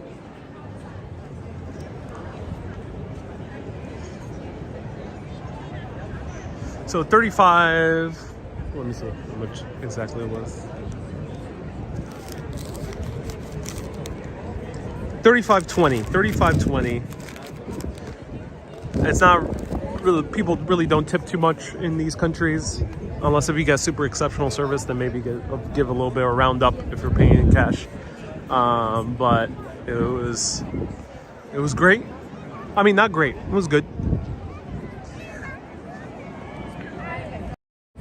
Athena, wow! Athena gave so far a total of €40. So Athena has sponsored the meal. Thank you so much, Athena, for sponsoring the lunch. I really appreciate you. Now let's go find some waffles and chocolate for our final 2 stops. They're right next to each other. They're very close. So let's go. Let me know if you're hyped for waffles and chocolate. So Athena, thank you so much. So there's some horse rides, which is nice. And I'm not sure if they are regulated. I think they are. Did I get mayonnaise with my frites? I did, but it was the mayonnaise I had in the other place was better. So it is regulated, €60 for 30 minutes. That's nice. It is regulated. So you won't get ripped off taking one of those horses.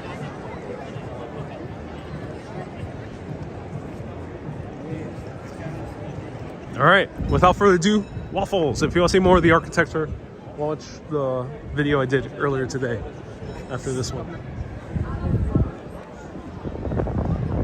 Contrast says have a huge goblet of beer. Let me know, would the stadium have good beer? Belgian urbanists.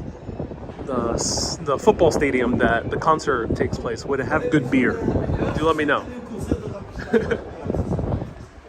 Stephanie says, was that Gothic architecture? Yeah, so we saw Gothic architecture for the town hall, for the city hall.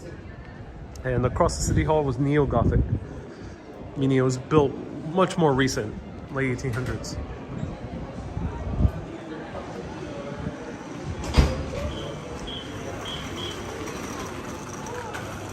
If you want a better beer experience, this is the bar I would recommend. One of two bars. Here, it's also a puppet theater. Theater de Ton. Marionettes. Great bar. Great selection of beer.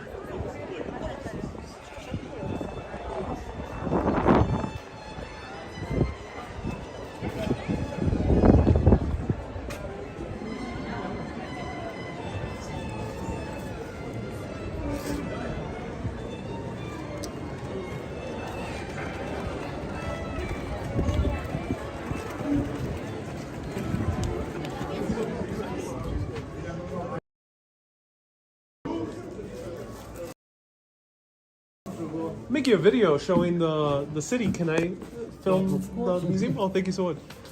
Beautiful. It's the last puppet theater of the town, and we play only classics. Only classics. Oh, Yeah. Et c'est ici l'entrée du père? Non, vous remontez et vous avez la petite impasse là. Oui, mais derrière, justement, là. C'est dans le café et vous avez le théâtre. So puppets was a way to talk about heads of state because it used to be illegal. I think it still is here in this country to criticize heads of state. So puppets was the way to make satire of heads of state or members of the clergy.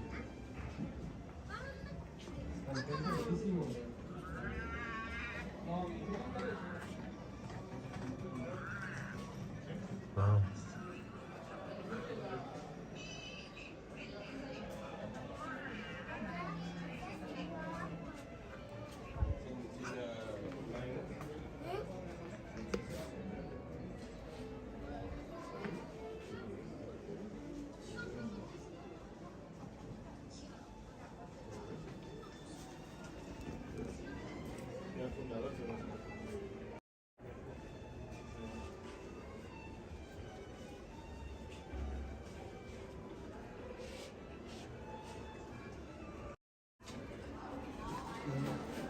Het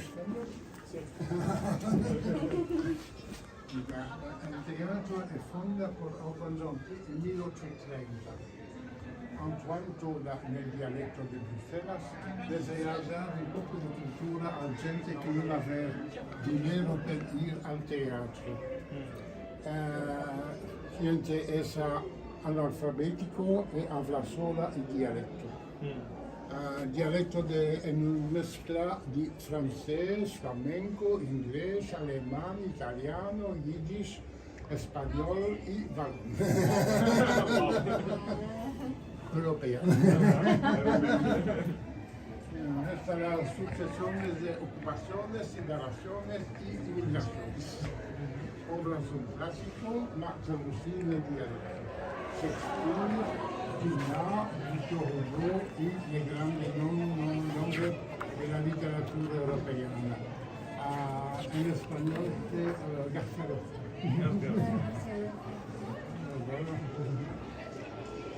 Merci beaucoup. Bonne journée. So that was beautiful. That was the museum for the puppet theater that is in the bar. There's a second floor to that bar where they have a full puppet show every weekend, and I think it's at 8:30 p.m. And I am very tempted to go to one of them. Sounds really cool. So yeah, it either was or still is. Do let me know, Belgian urbanists. But it used to be illegal to criticize heads of state or members of the clergy. So in order to circumvent that and to make political satire, they would have a puppet show. And they couldn't be prosecuted if the puppets were making fun of heads of state. All right, let's go down here.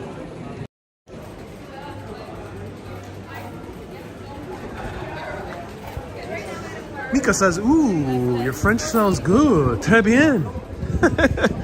Oh, merci beaucoup.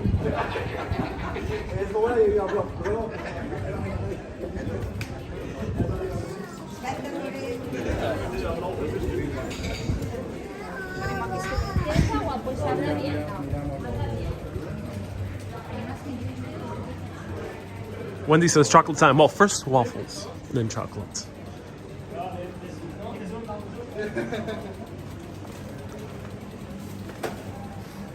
Sally says, just wanted to say hi to everyone. Ariel enjoyed the concert. You're a lucky man.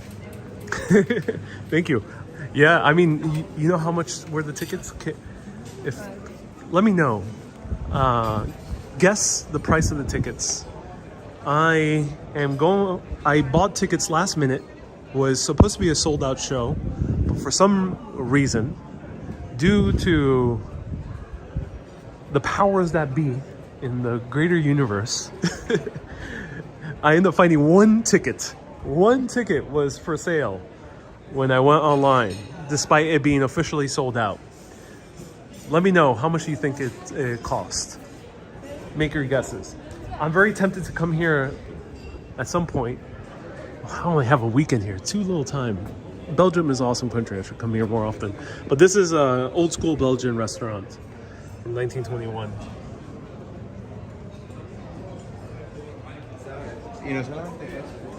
DS says 150. April says 120. Barbara's guessing 79. That's you're lowballing it, Barbara. If only things were 79. But people have gotten it right. Nicole was guessing a whopping 240. So luckily the prices were not obscene like they could be in the US. So this is the famous place for mussels. Here, mussels. This is where people come for the mussels. Apparently they're known for good mussels. Look, most of the mussels are now white.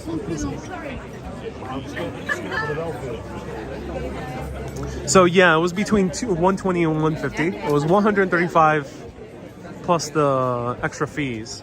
So about 140 euro I ended up spending for the ticket. And hopefully I can show you where I'm seating once I'm in the concert, so stay tuned.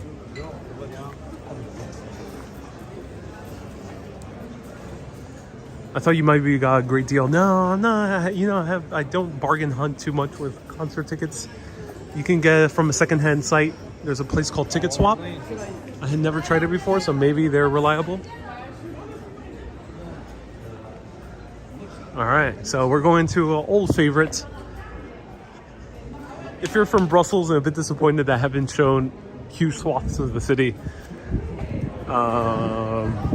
you know, it is a gorgeous city. I wish I could spend more time here, but today we must go for waffles, and this is the place.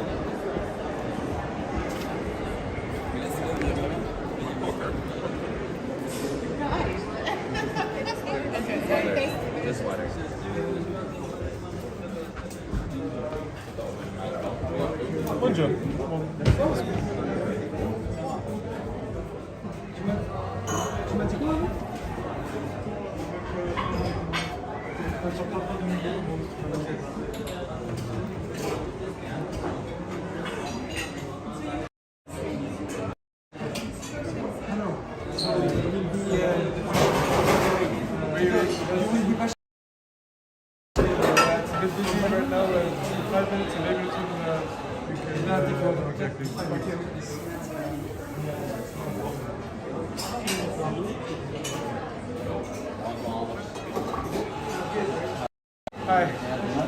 Yeah, no, kitchen is too busy, so 5 minutes you can make an order. You have to wait because immediately it's too busy. So in 5 minutes you can come back and you can start making it again. Is the liège available now? No, No. I think it's Okay. available now. With 5 minutes. Okay. Yeah, 5 minutes. How about cookies? You can do it with my colleague over there. Okay. All right. Thank you so much.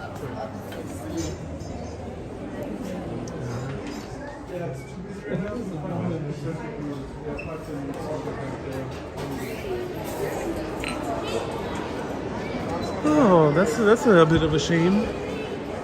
Too busy. It says 5 minutes.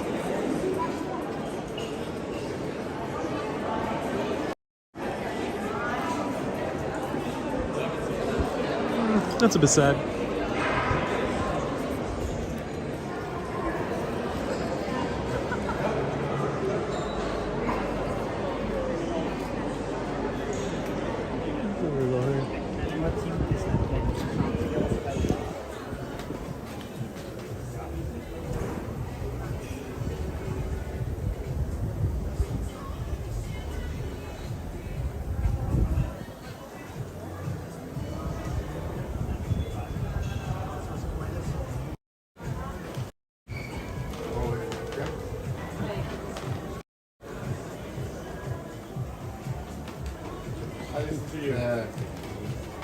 One waffle.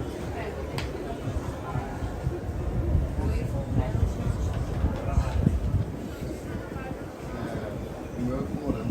Strawberry. Strawberry. May I have a first name for the order? Euro. Pneumoon Hobson. Thank you. Premium card? Yeah. And then it's 15 Yeah. Sorry. And then it's 22 euros.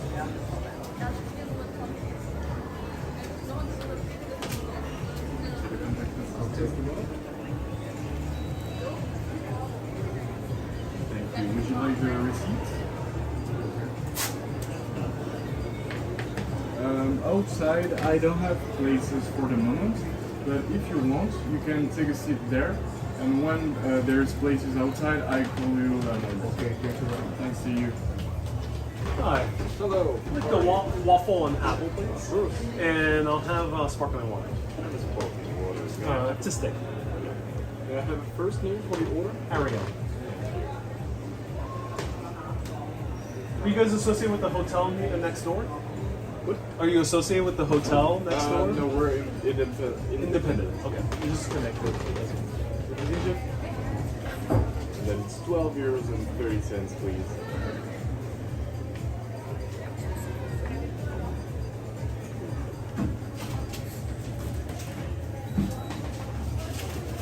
Thank you so much. Thank you. Like the receipt? Yes, please. Thank you so much. You're welcome. Come on.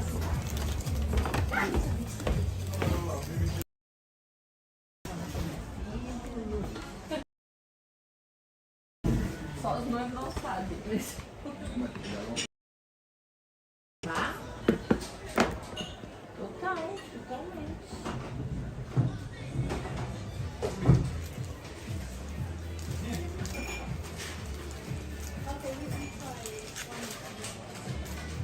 Não, se deixar eles vão sempre já estão.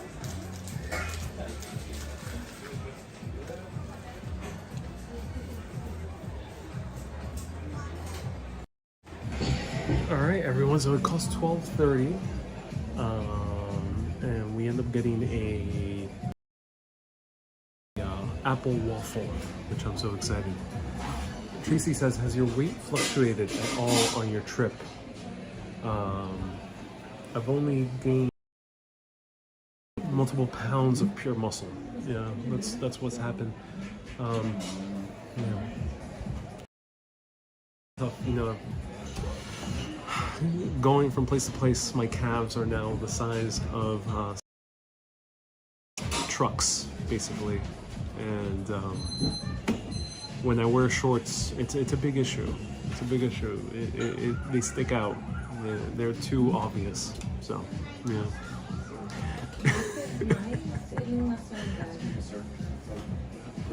Nicole says you look good. Oh, thank you so much, Nicole. I appreciate that. So I like that this place is calm. They do look good though.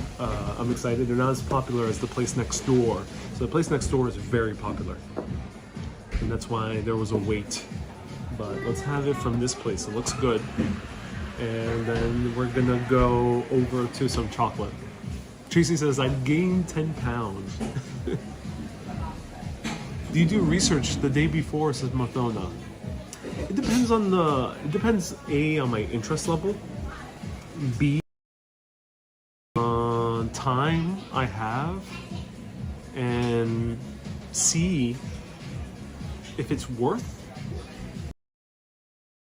So Belgium, I did a bit more research because I was A, interested in it, B, there's really cool food items that are very interesting to learn about.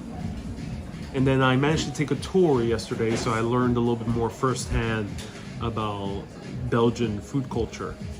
So yeah, so I did a little bit of research, but I have not gone that deep. So if you enjoy like Boston, Washington D.C., New York, Rome, and Athens, those are the places I've gotten really deep into history, really deep, but not so much here in these past places that I visited.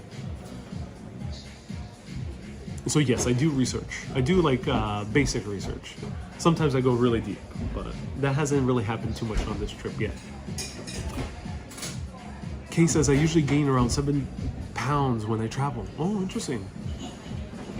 Since I walk so much, I end up usually shedding pounds. Is when I stay in New York City is where I gain a bit. Ruby says, "What did you order?" Oh, you're gonna find out. I ordered an apple waffle. Thank you so much. You're welcome, sir. So here we have a good iron brew.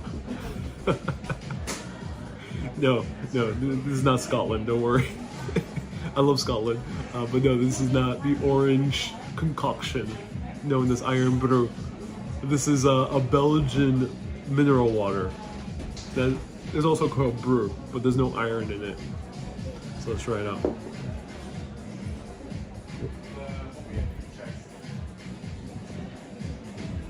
It's good.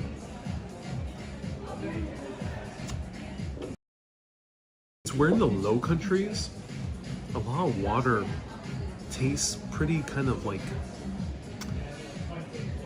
it has a different quality. To me, it tastes like a lake. When you have water in the Netherlands and now here, also Denmark, I remember having the water there. It tasted more like a lake. It didn't taste like a mountain. It didn't taste like minerally in a mountainous way. It's hard to describe, but there is definitely a difference when you have these waters from these low countries. Matt says, brew water is processed and bottled only with 100% green energy. That's good to hear. I hope you don't fall sleepy with all this food. So DS, and everyone tuning in, there's something you should know. This applies not just to me, but with anyone who does food content. Maybe a food vlogger, maybe a food tour guide in person, maybe your favorite food TV show host, like Andrew Zimmern or Anthony Bourdain, may he rest in peace. Should I break the illusion for all of you? Should I be the bearer of bad news? Because this may shock you. when it comes to covering food on video. YouTube, TV, blogs, tours, it doesn't matter. Just Kate says the tap water in Belgium has a lot of salt in it. Yeah, that's why I don't like tap water too much in these countries. Elisa is making a guess.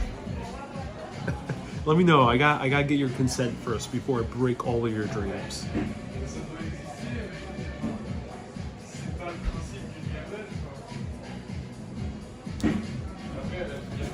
Shani says yes. Tell us.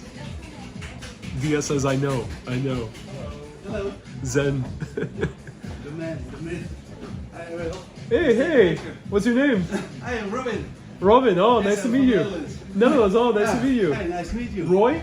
Robin. From Robin. From the Netherlands. Oh, I Netherlands. followed you Okay. in New York. Yeah. So I did go to New York. You go to Amsterdam. Oh, so yeah. I missed you there. But now at the same time in Brussels. Oh, that's cool. Are you Yes. traveling with family? Yes. Oh, that's For the amazing. concert tonight. Coldplay. Oh, yes. Yes. Are you as well? Yes. Oh, yeah. It's You're very going popular, as well? right? Yeah. Yes. Very popular concert, right? Yes, it is. Yes. Wow, And how long it's so you been nice. watching? I've been watching it, I think, too. Hi. This is Robin, everyone. Round of Yes. hearts to Robin for saying hello. So he's very near. He's very close now. So I have to see him. Oh, very that's so nice to cool. see Thank you. you so much for. Good luck, yeah, man. Okay. Thank you so much. Bye-bye. Have a good day. Thank you. Bye-bye. Bye. That's so cool. So shout out to Robin for saying hello. That's awesome. So he seems that he came with his family for the Coldplay concert. He's a Dutchman. So there we go. He was wearing a Yankee shirt. Yeah, he was. So he seems to love New York, hence why he's an urbanist. Everyone, I do have to break it to you. Me, every food vlogger, tour guide, TV show host, we don't eat it all. There's different methods of reusing that food if that be the case, but we don't eat it all. I think one of the better examples of a food show that does it well is Somebody Feed Phil. And Somebody Feed Phil is run by the former showrunner of Everybody Loves Raymond. Really funny guy. He's on Netflix. Highly recommend that show. Probably one of my favorite food shows right now. And when he goes has the food, he ends up giving it to his brother, who is actually the producer and main cameraman, and then to all the crew. So you see during the show, he's like feeding the entire crew. It's really fun. It's really fun.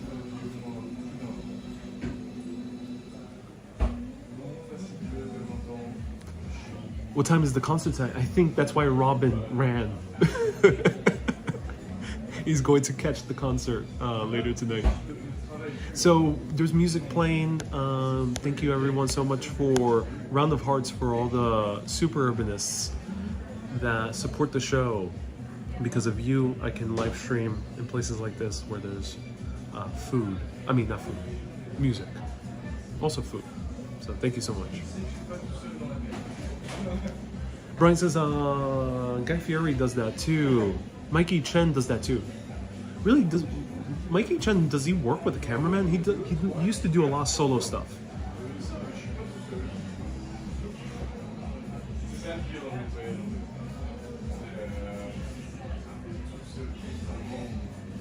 Dia says, I've seen you tear some food open. So much. You guys got lucky. I was about to go to the place next door, but they ran out.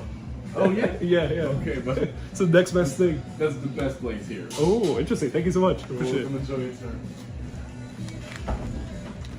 All right, here it is, ladies and gentlemen. I love this song, one of my favorite songs. So let's try this waffle on live video. Right here, live waffle, freshly made. So there's two different types of waffles. There's the classic Belgian waffle, and then there's the Liège waffle. The Liège waffle is the one with the rounded corners, which that one is more to go. You can eat that at any time. It keeps well. It's sweet, so it doesn't need any toppings. These ones are not made sweet, so it needs toppings, and they're made to order. And they look good. This does look good, and this is an interesting topping. Ooh, I'm excited for this. Actually, the other one was classic toppings, but I like this one. This is a bit more avant-garde for a waffle.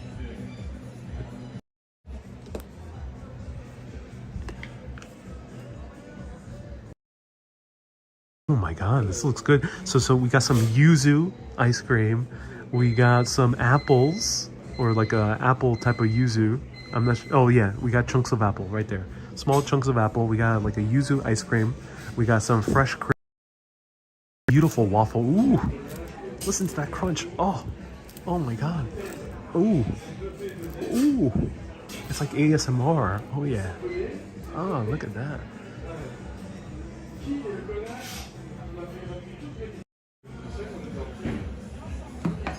All right, let's try this out. Tomorrow says Ariel keeps me in suspense when he's trying his first bite. Yes. So this is our second to last stop. Enjoy it now, before I go off to Viva la Vida with Coldplay. So after this, we're having chocolate. All right. Stephanie says it looks like a bento box. Kind of does. All right.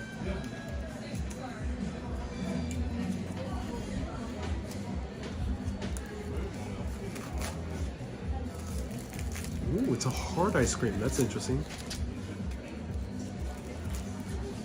Ooh, super crunchy.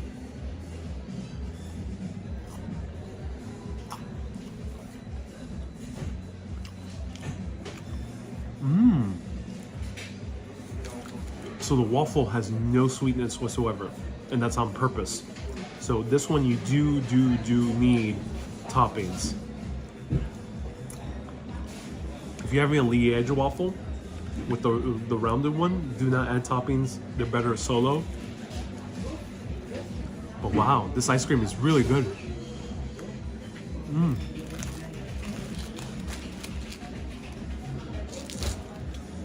Super fluffy, crunchy, light. So a Liège waffle is very heavy, but this one's light. The American waffle is also pretty heavy. The American waffle is a little bit more like the Liège waffle. So when we have chicken and waffles, it's a bigger, heartier waffle. This one's super light. This one's more like Eggo, which is frozen, but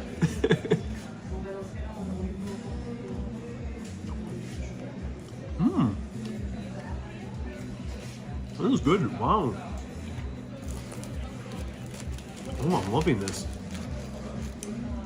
It has the graham cracker on top of it with some. Oh, look at that. Wow. If you have a sweet tooth, then maybe go for a chocolate one because you'll get more sweetness. But if you're someone like me who doesn't like too much sweetness, this is amazing.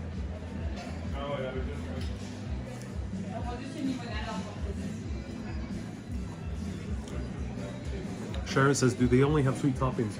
So no, this place also does savory. They have a duck, they have a Pekin duck one. They have a few other savory ones. It's not so common. Savory is not common here in Belgium, unlike in the US where we have fried chicken and waffles. Not super common here. And you won't find fried chicken. That is not a thing here.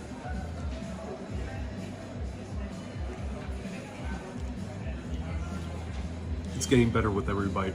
Oh yeah, wow.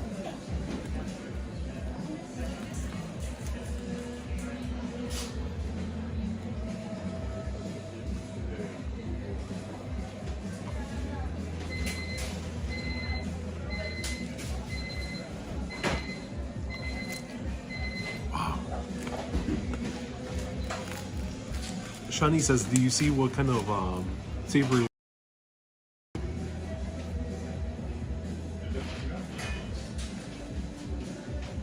They have stracciatella, they have buffalo ham and cheese, Pekin duck.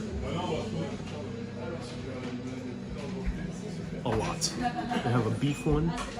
They have a lot.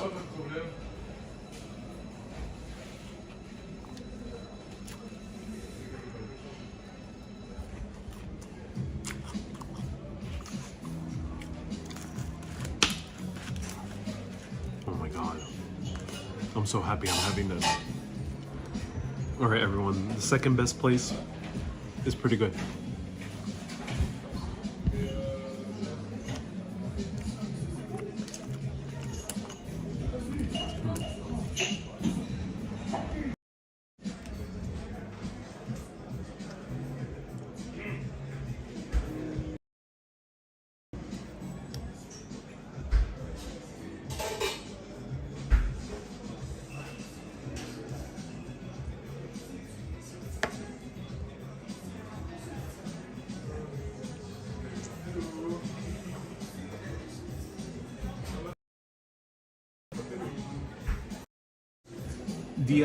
DSS, am I going to live stream going to the stadium? No, I won't be doing that. But stay tuned. Put on your notifications. This is amazing. This is my first official Belgian waffle here in Belgium. So this was all the rage in New York City back in 1964. Rage in New York City. In Harlem, they decided to put fried chicken on the waffles, and hence we end up having the American classic fried chicken and waffles, thanks to the Belgians. Not 64, I think it was the earlier one, 1939, that the Belgians introduced the wonders of waffles to American culture.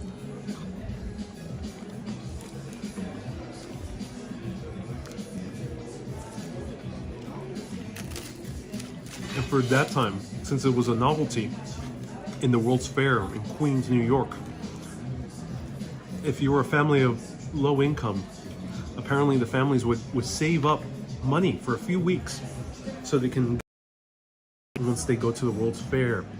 And there's a few first-hand accounts which you can listen to right now, and hopefully I'll do an episode of that when I go back to New York, where these little kids who went to the 39 World's Fair and then later in the 64, they were amazed at having this waffle. That was their highlight of the experience going to the World's Fair.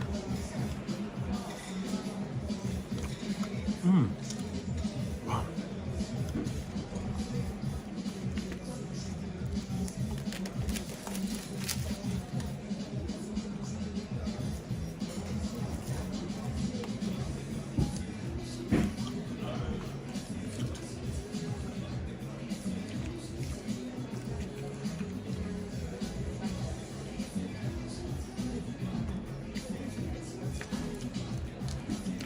Susie says, my older sisters went to that World's Fair.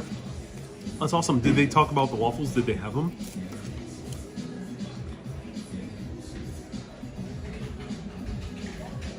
Almo says, will there be a concert review? I think there will be.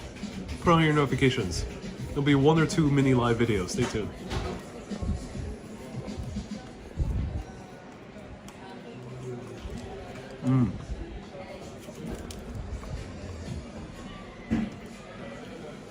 Wow. That was good.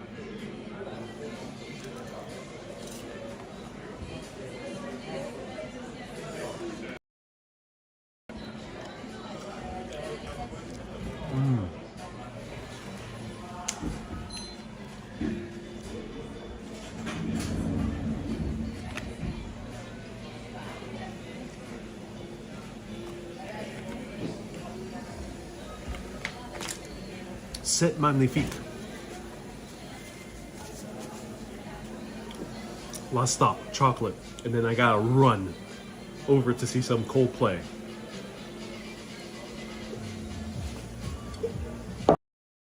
So good to leave any. Yeah, it's gone. I will miss you. For a good waffle. We've been through some good times together. But our time has come to an end. I must move on. It's chocolate. Yeah. May you rest in peace.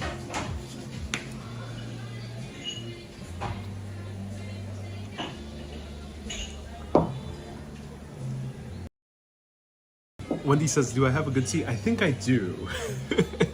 I checked. I think I do. Crossing fingers. I'm not entirely sure.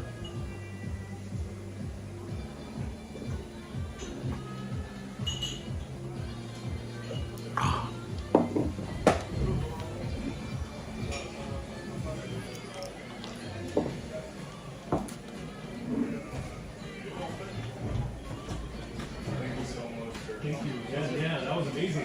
Thank you so much. Really worth it.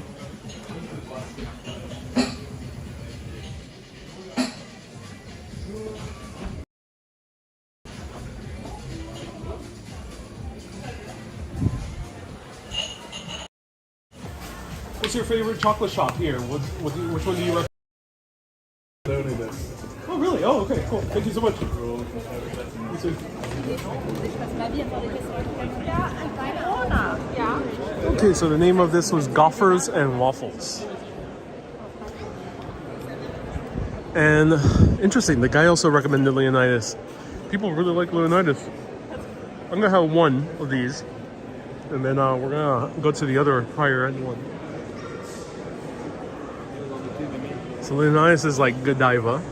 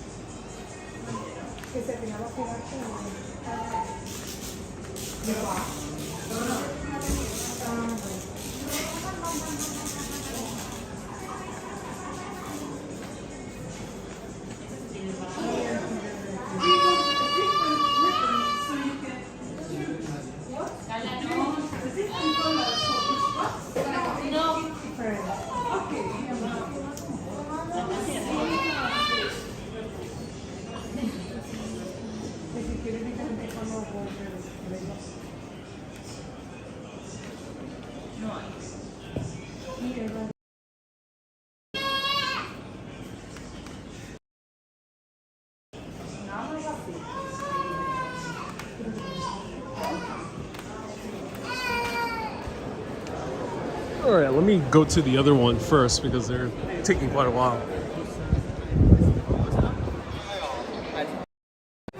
So Leonidas is like Godiva or Lindt. You can find them many places all around Europe. So let's go to the ones that are more specific from Belgium, and they're known as very high end.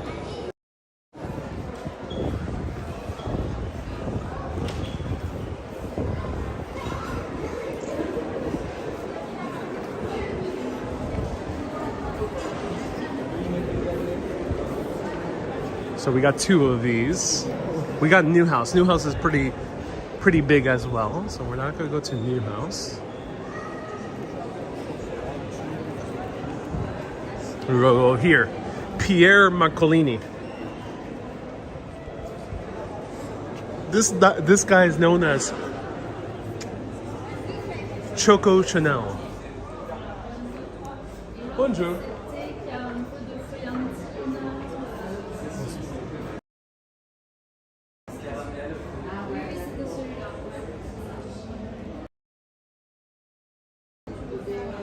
Non, mais moi j'avais envie de leur prendre ceux-là, là. Là, c'est un peu de tout, là. J'avais pas les noms. Et ça,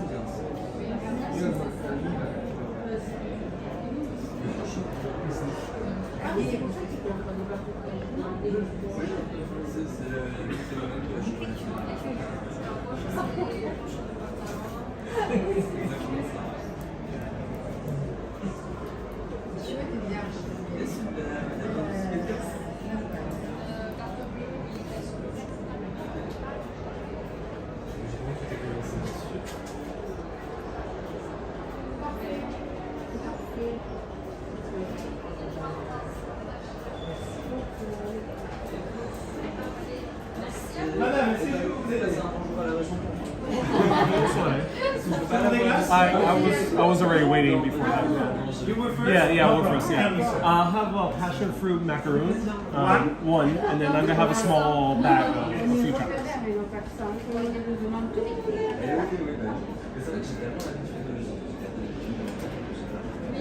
Thank you so much. And then I'm gonna have the pastiche. Minimum 8 pieces for 6 days. Okay, that's okay. Yeah. I'll have the pistachio, the Earl Grey. Are these the single origin? Yes, Madagascar. The Madagascar. It's a blend of 2. I'll have the Madagascar. The praline. Which one's the praline? You got all this. Yeah. This one. And this one. I'll have this one, the noir. Yeah. 4. Which one do you recommend now? That one's good. Okay, I'll try one of those. And then something sweeter. What's very? This one. Oh, that's amazing. Okay. And then I'll have the other single origin. I think that's One it. more. One more? I'll try the Dark chocolate? what? Dark chocolate or blue chocolate? Dark chocolate. Orange person or dark chocolate? Oh, perfect. Okay. Thank you so much. Okay. My colleague is... Yeah, thank you so much. It's 8 hein? C'est la macarons. C'est 50 grammes, c'est combien? C'est 6,50. Allez. Bonjour, hello.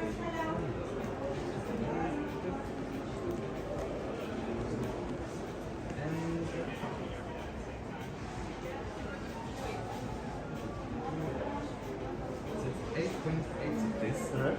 Right. Yeah. Back for it? No. It's okay. And you want the receipts? Yes, please.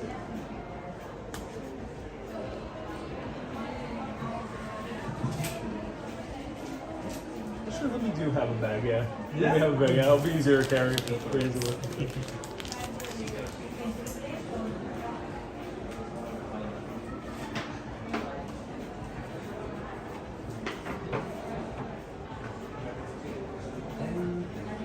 Merci beaucoup. Bonne soirée. Bonne soirée, merci. All right. So this was the movie theater I went to yesterday. Highly recommend. This is an awesome movie theater. And so the first place we're trying is Pierre Marcolini. I'm going to do a comparison with one more place, which is right in front. And we're going to go to Mary's. Mary's. So my parents both traveled to Brussels like three years ago or so. And they brought back Mary's to New York. And I was in love. So let's try it out.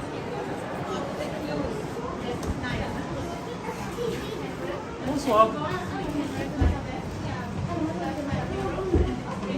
I'll have a small bag. Yeah. And how much do they come? I can order any amount? Okay. I'll have, do you have a single origin chocolate? Single origin? Yeah. Just Bruchas? No. No. That's okay. I'll have the ground coffee one, princess. The milk chocolate? This one, the dark, please.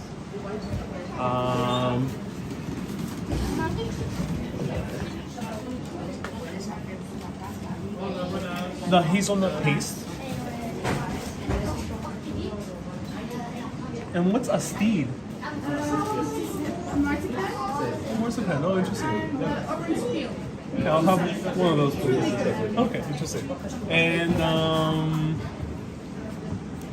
which one is very unique? That's very unique. What's that one, Andrew? I'll have one of those. And that's it.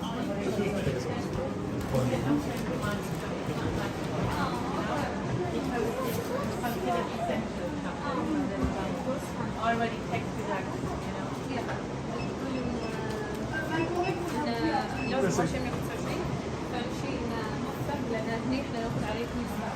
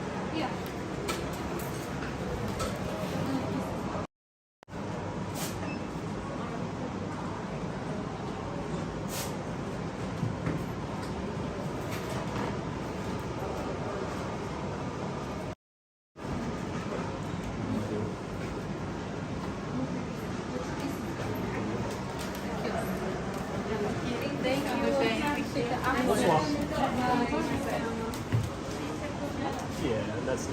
Thank you. It's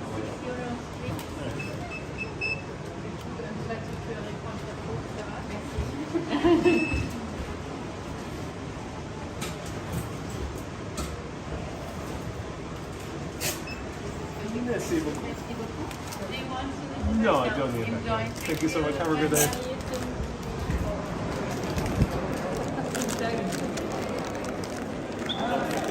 All right. So Elisa says €6, good price. Yeah, it is a very good price because they can get a lot more expensive in the US. There's a few other chocolatiers here, but we tried the ones that you'll more uniquely find here.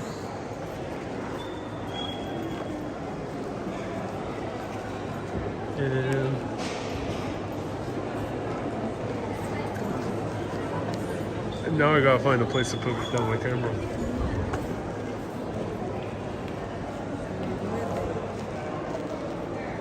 So the smell in the shops must be amazing. Yes, you have the permeating smell of chocolate. And I'll show you this one before. I'm not gonna buy from here though because I already have enough chocolate.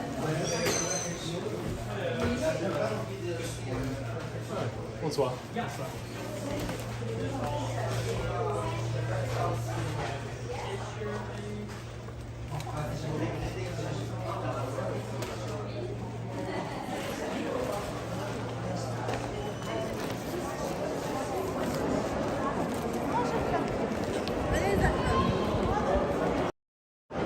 All right, it's go time. I gotta get to Coldplay. Time is crunching, so let's find a spot to try these chocolates. I hope you enjoyed this live stream. Let me know if you enjoyed it. If you did enjoy it, then don't let me know. But let me find a spot I can place down my camera and eat these chocolates with all of you. We're gonna do a comparison between Mary's and Pierre Marcolini. So Mary's I'm not sure how popular Mary's is. I personally tried it before. I really loved them. But Pierre Marcolini is known as some of the best chocolatier right now in the world. So let's see how they are. I think I found my spot. There we go. All right, I'm so excited. Now, in order to be a chocolatier, Brussels is an awesome city. Look at this. You have hustle and bustle, but just one street over, you have nice peace and quiet.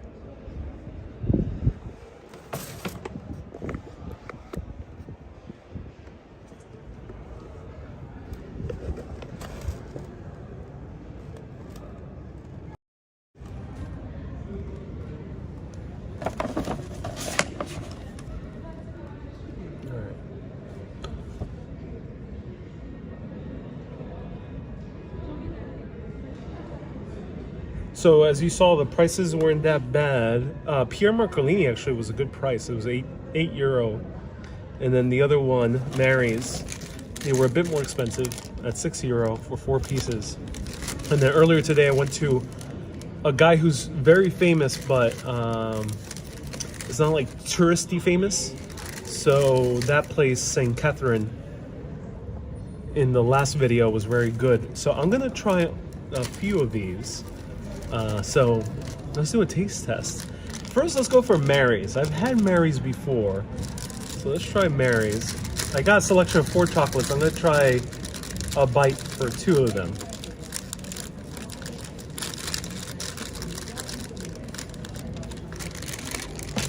I only have 10% battery, so crunch time.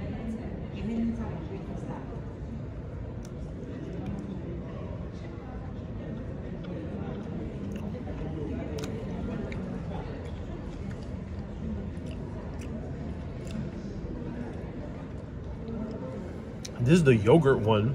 It tastes like coconut. Ooh. Strong coconut flavor. Wow. Great chocolate around. Pretty sweet though. Good chocolate around, pretty sweet. But it's like a coconut flavor, even though it's yogurt. It's so interesting. This one I don't like it too much. It's a bit too sweet for my taste. Let me try the coffee one. I think I'm gonna enjoy the coffee one.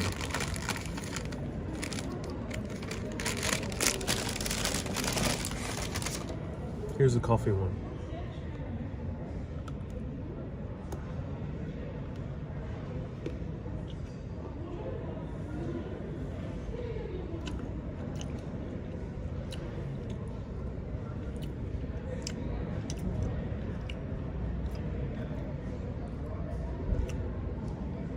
Wow.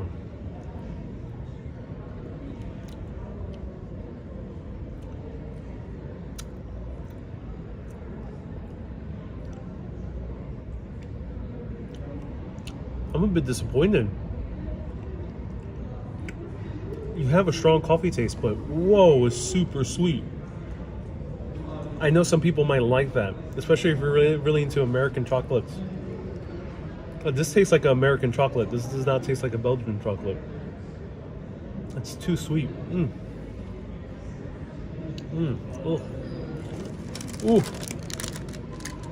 Mary's. I remember enjoying it back when my family brought it, but I'm trying it right now. Oh. Too sweet, too sweet. All right. Let's try Pierre. Now Pierre I've tried it already on this trip, so I'm really excited to show you some Pierre Marcolini. Don't like Mary's. Oh, that was too sweet. That was like American style sweetness. I want the chocolate to speak more for itself. Athena says, ask to speak with the manager like Karen. No. So let's try Pierre Marcolini. I'm super excited for this. All right. Oh, these look like little fine pieces of marble. Packaging with this one. Yeah, good packaging too. Ooh.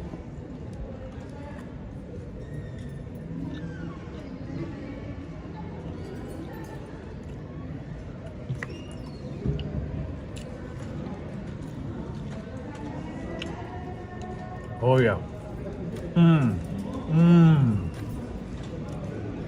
I think the dog wants some. He was eyeing the chocolate. Wow. Okay, that was a pure chocolate one. Ooh, that one was really good. So they do, Mary's does not do single origin. The one we went to on the last live stream and this one do single origin chocolates. It's like single origin coffee. When you only do one origin, you end up having a more unique flavor. So it's not really about the sugar. Sugar is not so intense. And you have a unique flavor profile with the chocolate. So some chocolates can be floral, others can be fruitier. Some of them could have specific notes of fruitiness. And the one we had, the one I had just right now, it was like a raspberry. There's no raspberry involved in it, but just had kind of that flavor. Ooh. Ooh. And let's try a little pistachio heart. Look at that. Oh. Little hearts for all of you. I'm about to break some hearts because I'm about to bite into the heart. Like the ancient Aztecs. Let's try this out.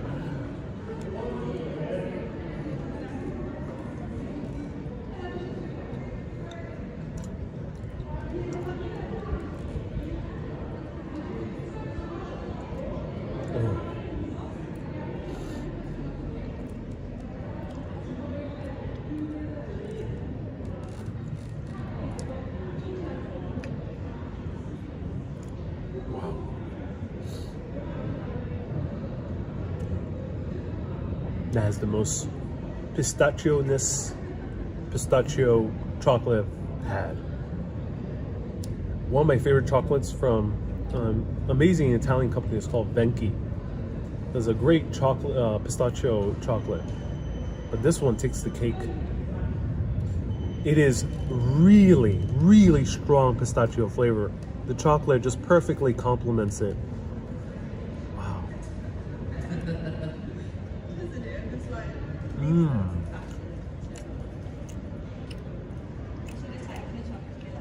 Wow.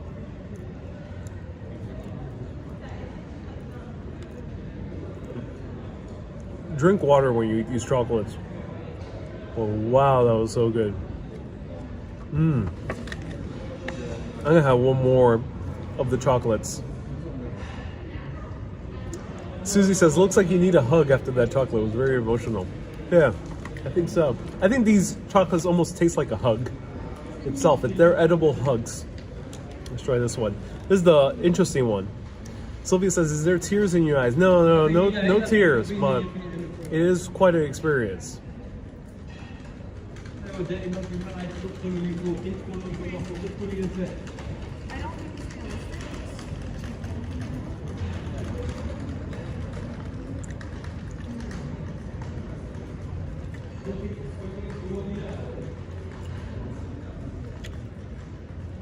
Wow.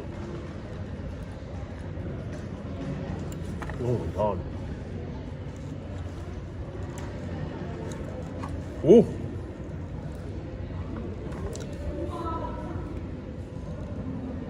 Wait a minute. That was both.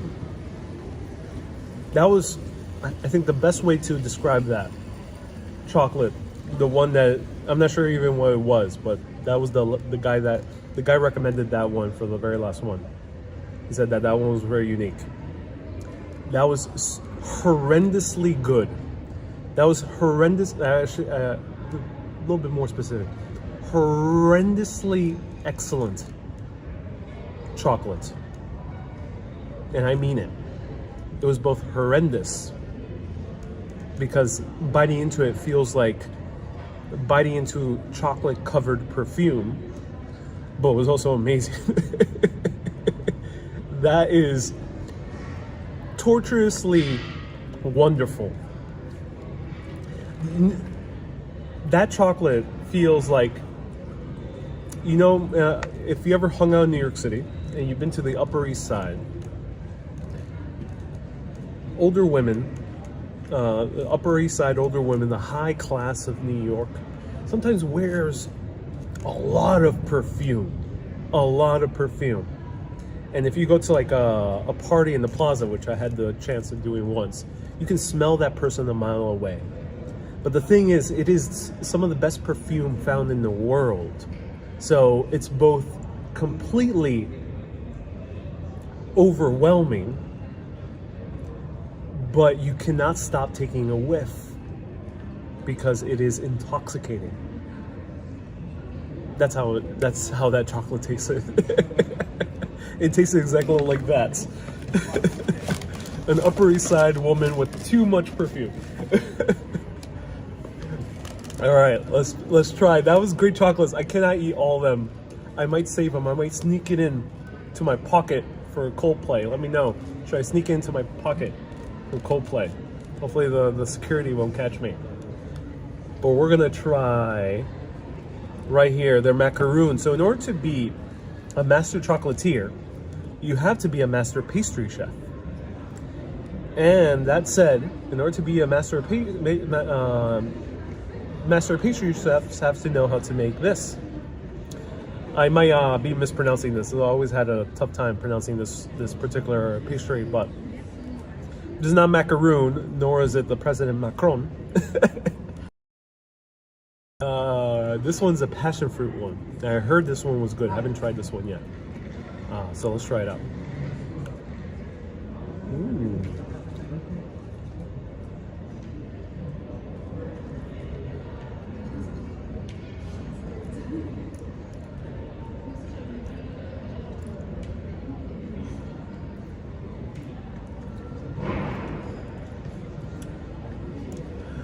Wow. Ooh, that's good. Oh my god.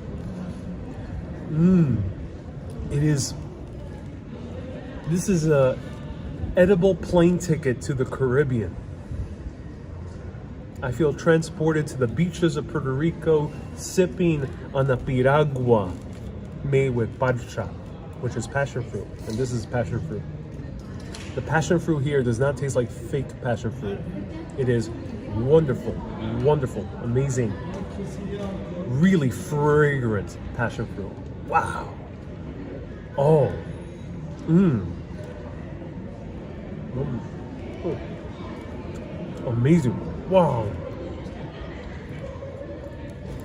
Try their macarons. Wow. That is passion fruit to the extreme. Super soft. Has that perfect crunch when you bite into it. The middle is really good as well. Very creamy.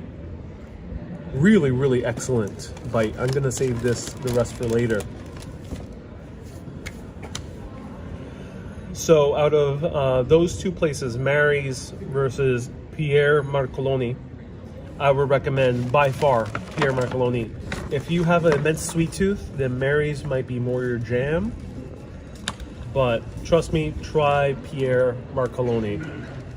And we got a super chat. Francis pregunta, ¿y cuestan caros? Algunas personas están viendo en español. Aquí los chocolates son bien finos, bien buenos, pero no cuestan caros. Yo gasté poquito dinero, yo gasté 8 euros por 8 chocolates y un macaron que era bastante barato. So 8 euros for 8 chocolates and that pastry.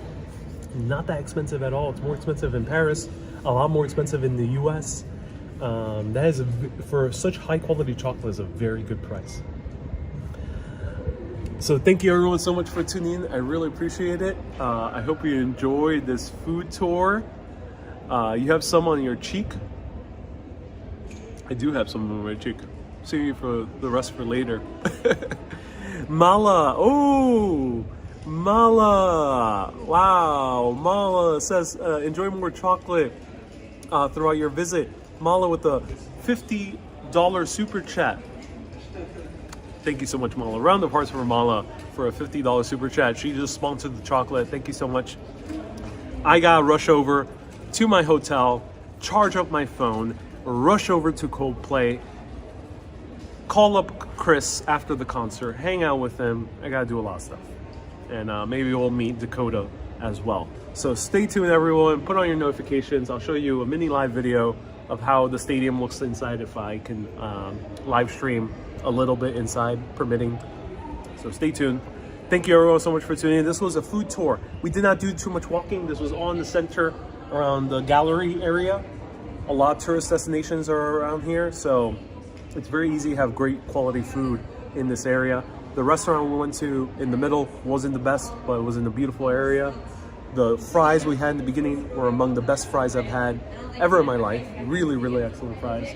And that Pierre Marcoloni, amazing chocolate. And also try those waffles. Keep being awesome, and always keep on exploring. Have a good day, everyone. Thank you so much for tuning in. Bye-bye. Toutes au revoir, mes amis.